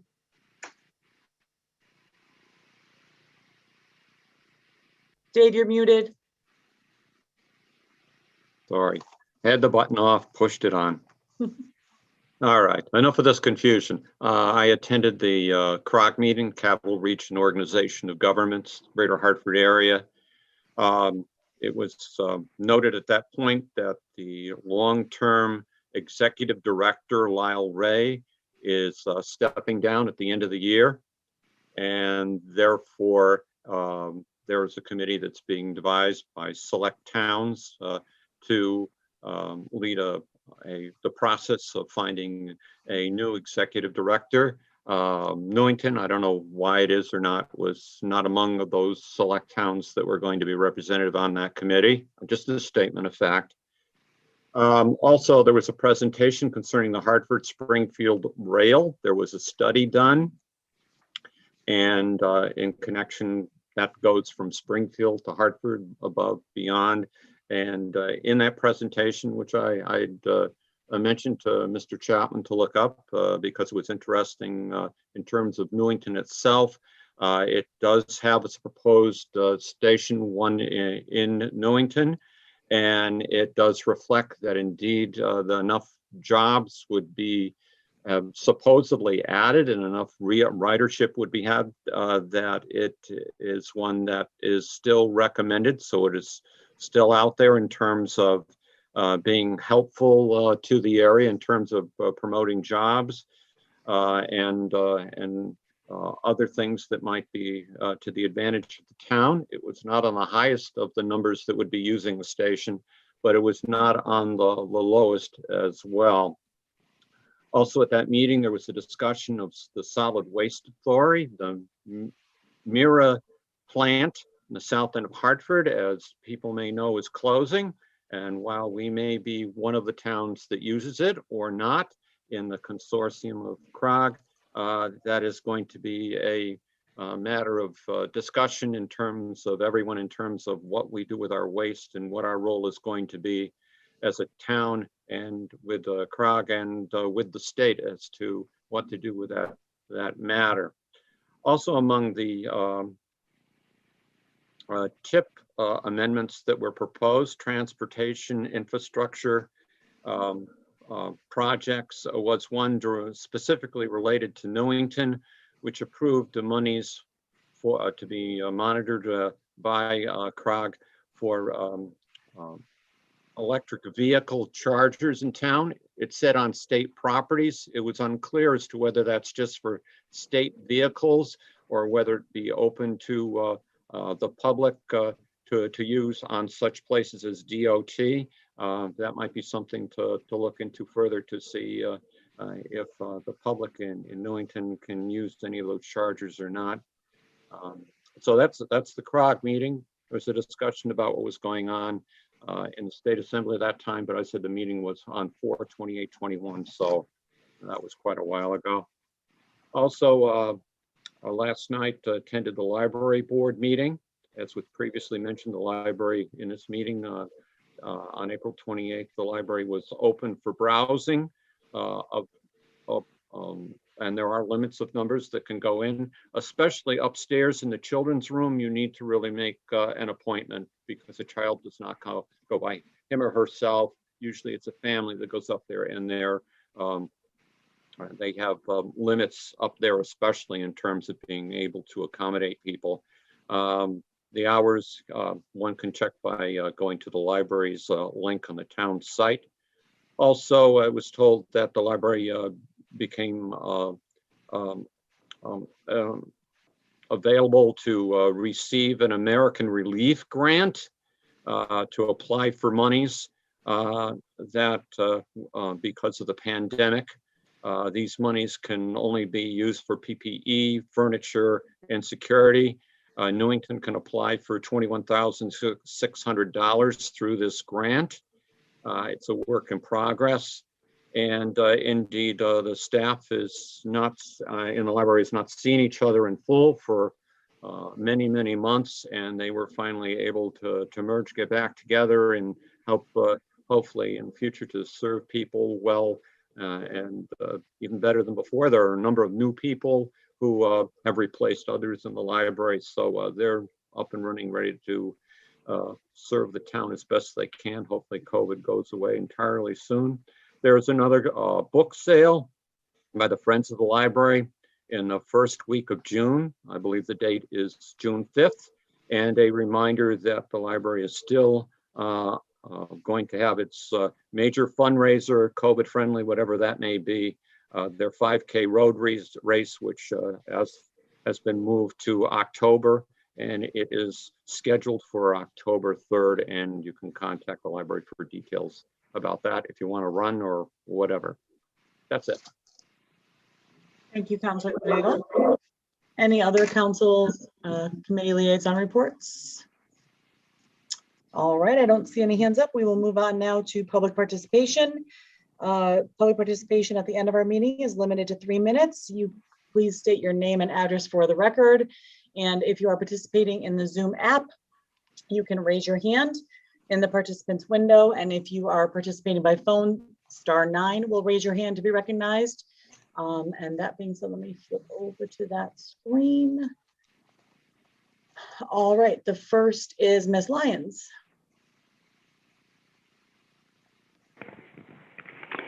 Hi, Rose Lyons, 46 Alton Drive. First of all, I'd like to ask whether or not there's going to be some sort of a press release regarding the opening of the town hall. I just checked the town website and it still says that the town hall is closed. And if I wasn't watching this meeting tonight and if I hadn't talked to someone earlier today, I would have never known it was opened up again to the public. On the subject of charter revision, as I said, I don't think I have the strength or the fortitude to sit through a third charter revision, but I do recall the first 2 charter revisions, and I do not recall voting on each individual item. If I had, I'd probably still be in the ballot booth or in the voting booth trying to decide. In 2008, the big bone of contention was the education circuit breaker, and there were several other things that were proposed, but I have the feeling that the reason that that one was defeated was not only because of it being held separately and not during a regular election, but because of the circuit breaker. I must say that I was not pleased with the way the proceedings went on that first charter revision. There was a 5-member commission, and they took public input prior to bringing it to the town council. And at that time, one of the commission members, Robert Brigham, went up before the town council and said he had some concerns about the education circuit breaker after thinking about it overnight. And one of the town council members leaned over to the mayor and said, "Forget it, let's put this to bed." That's what happens when you can see things in person. And that's another problem I have with going forward with the charter revision at this point, is that there are no in-person meetings. And it seems that, in my opinion, these charter revisions are politically motivated, and there must be some reason why it's being opened up again. It's all fine and good if the November elections keep the majority in control and they go forward with what they want to do and leave it to the voters to decide on what will be. But if another majority comes in, you've wasted your time if they are not on board with the same ideas that you have. Like I said, I don't recall voting on individual changes. I would think that would be very difficult.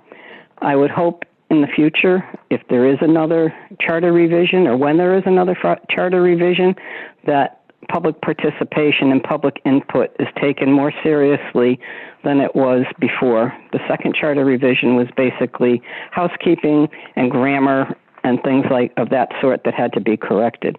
But if there's big contentious matters that are going to be reviewed and put to the voters, I think that perhaps it should be given full consideration after November, not now. Thank you. Thank you, Ms. Lyons. The next person waiting is Dana Havens. Let me hold on one second, Dana. I'm working on it. There you go. Hi, Dana Havens, 113 Stoddard Avenue. I'm going hours back to the facilities discussion, and I'm just wondering, is there anything that is requiring the BOE to hire their own facilities manager, or are they just choosing to? Because I was very excited that we were finally going to start consolidating and saving money, and now I'm sorely disappointed. And that's it. I just wanted clarification on if they have to hire someone or this was a choice. Thanks. Thank you, Ms. Havens. All right, I'm just checking our window again. I'm not seeing any other hands raised, so I think we're all set. All right, we will move on. The next item this evening is remarks by councilors.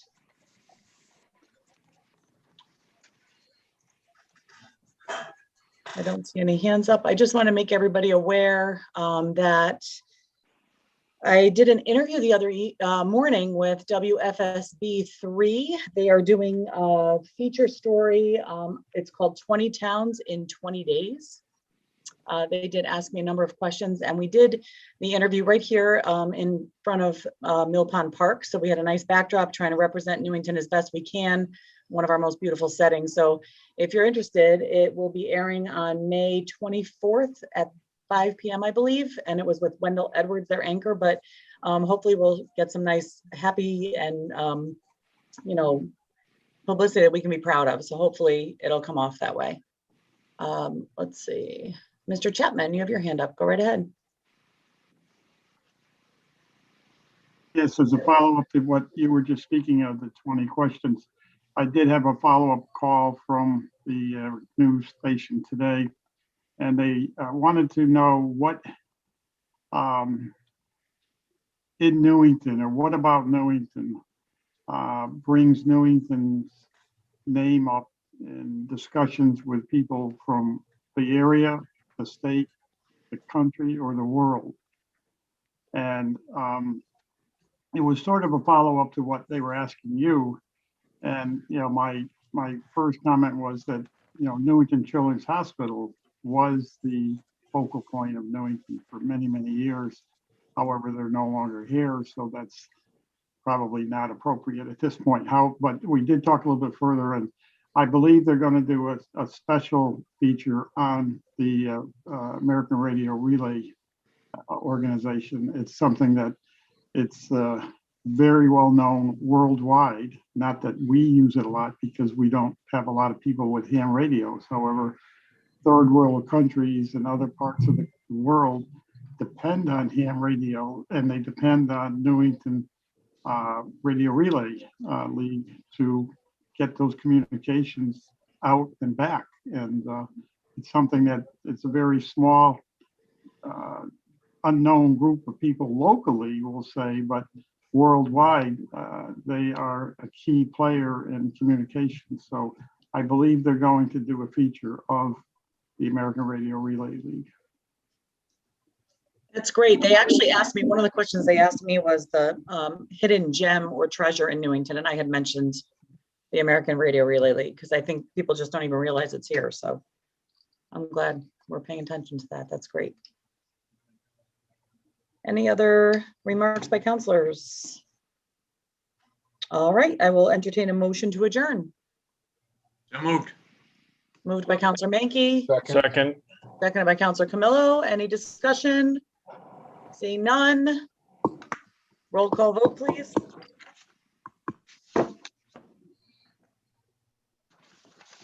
You're muted.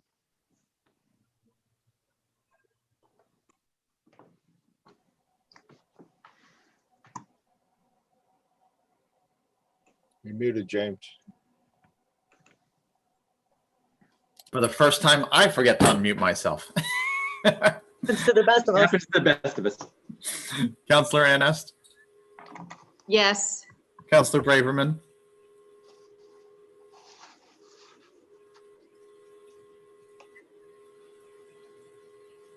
We didn't hear Sharon. I don't know if she answered or not. Sharon's left. oh, okay. Left the Moving along.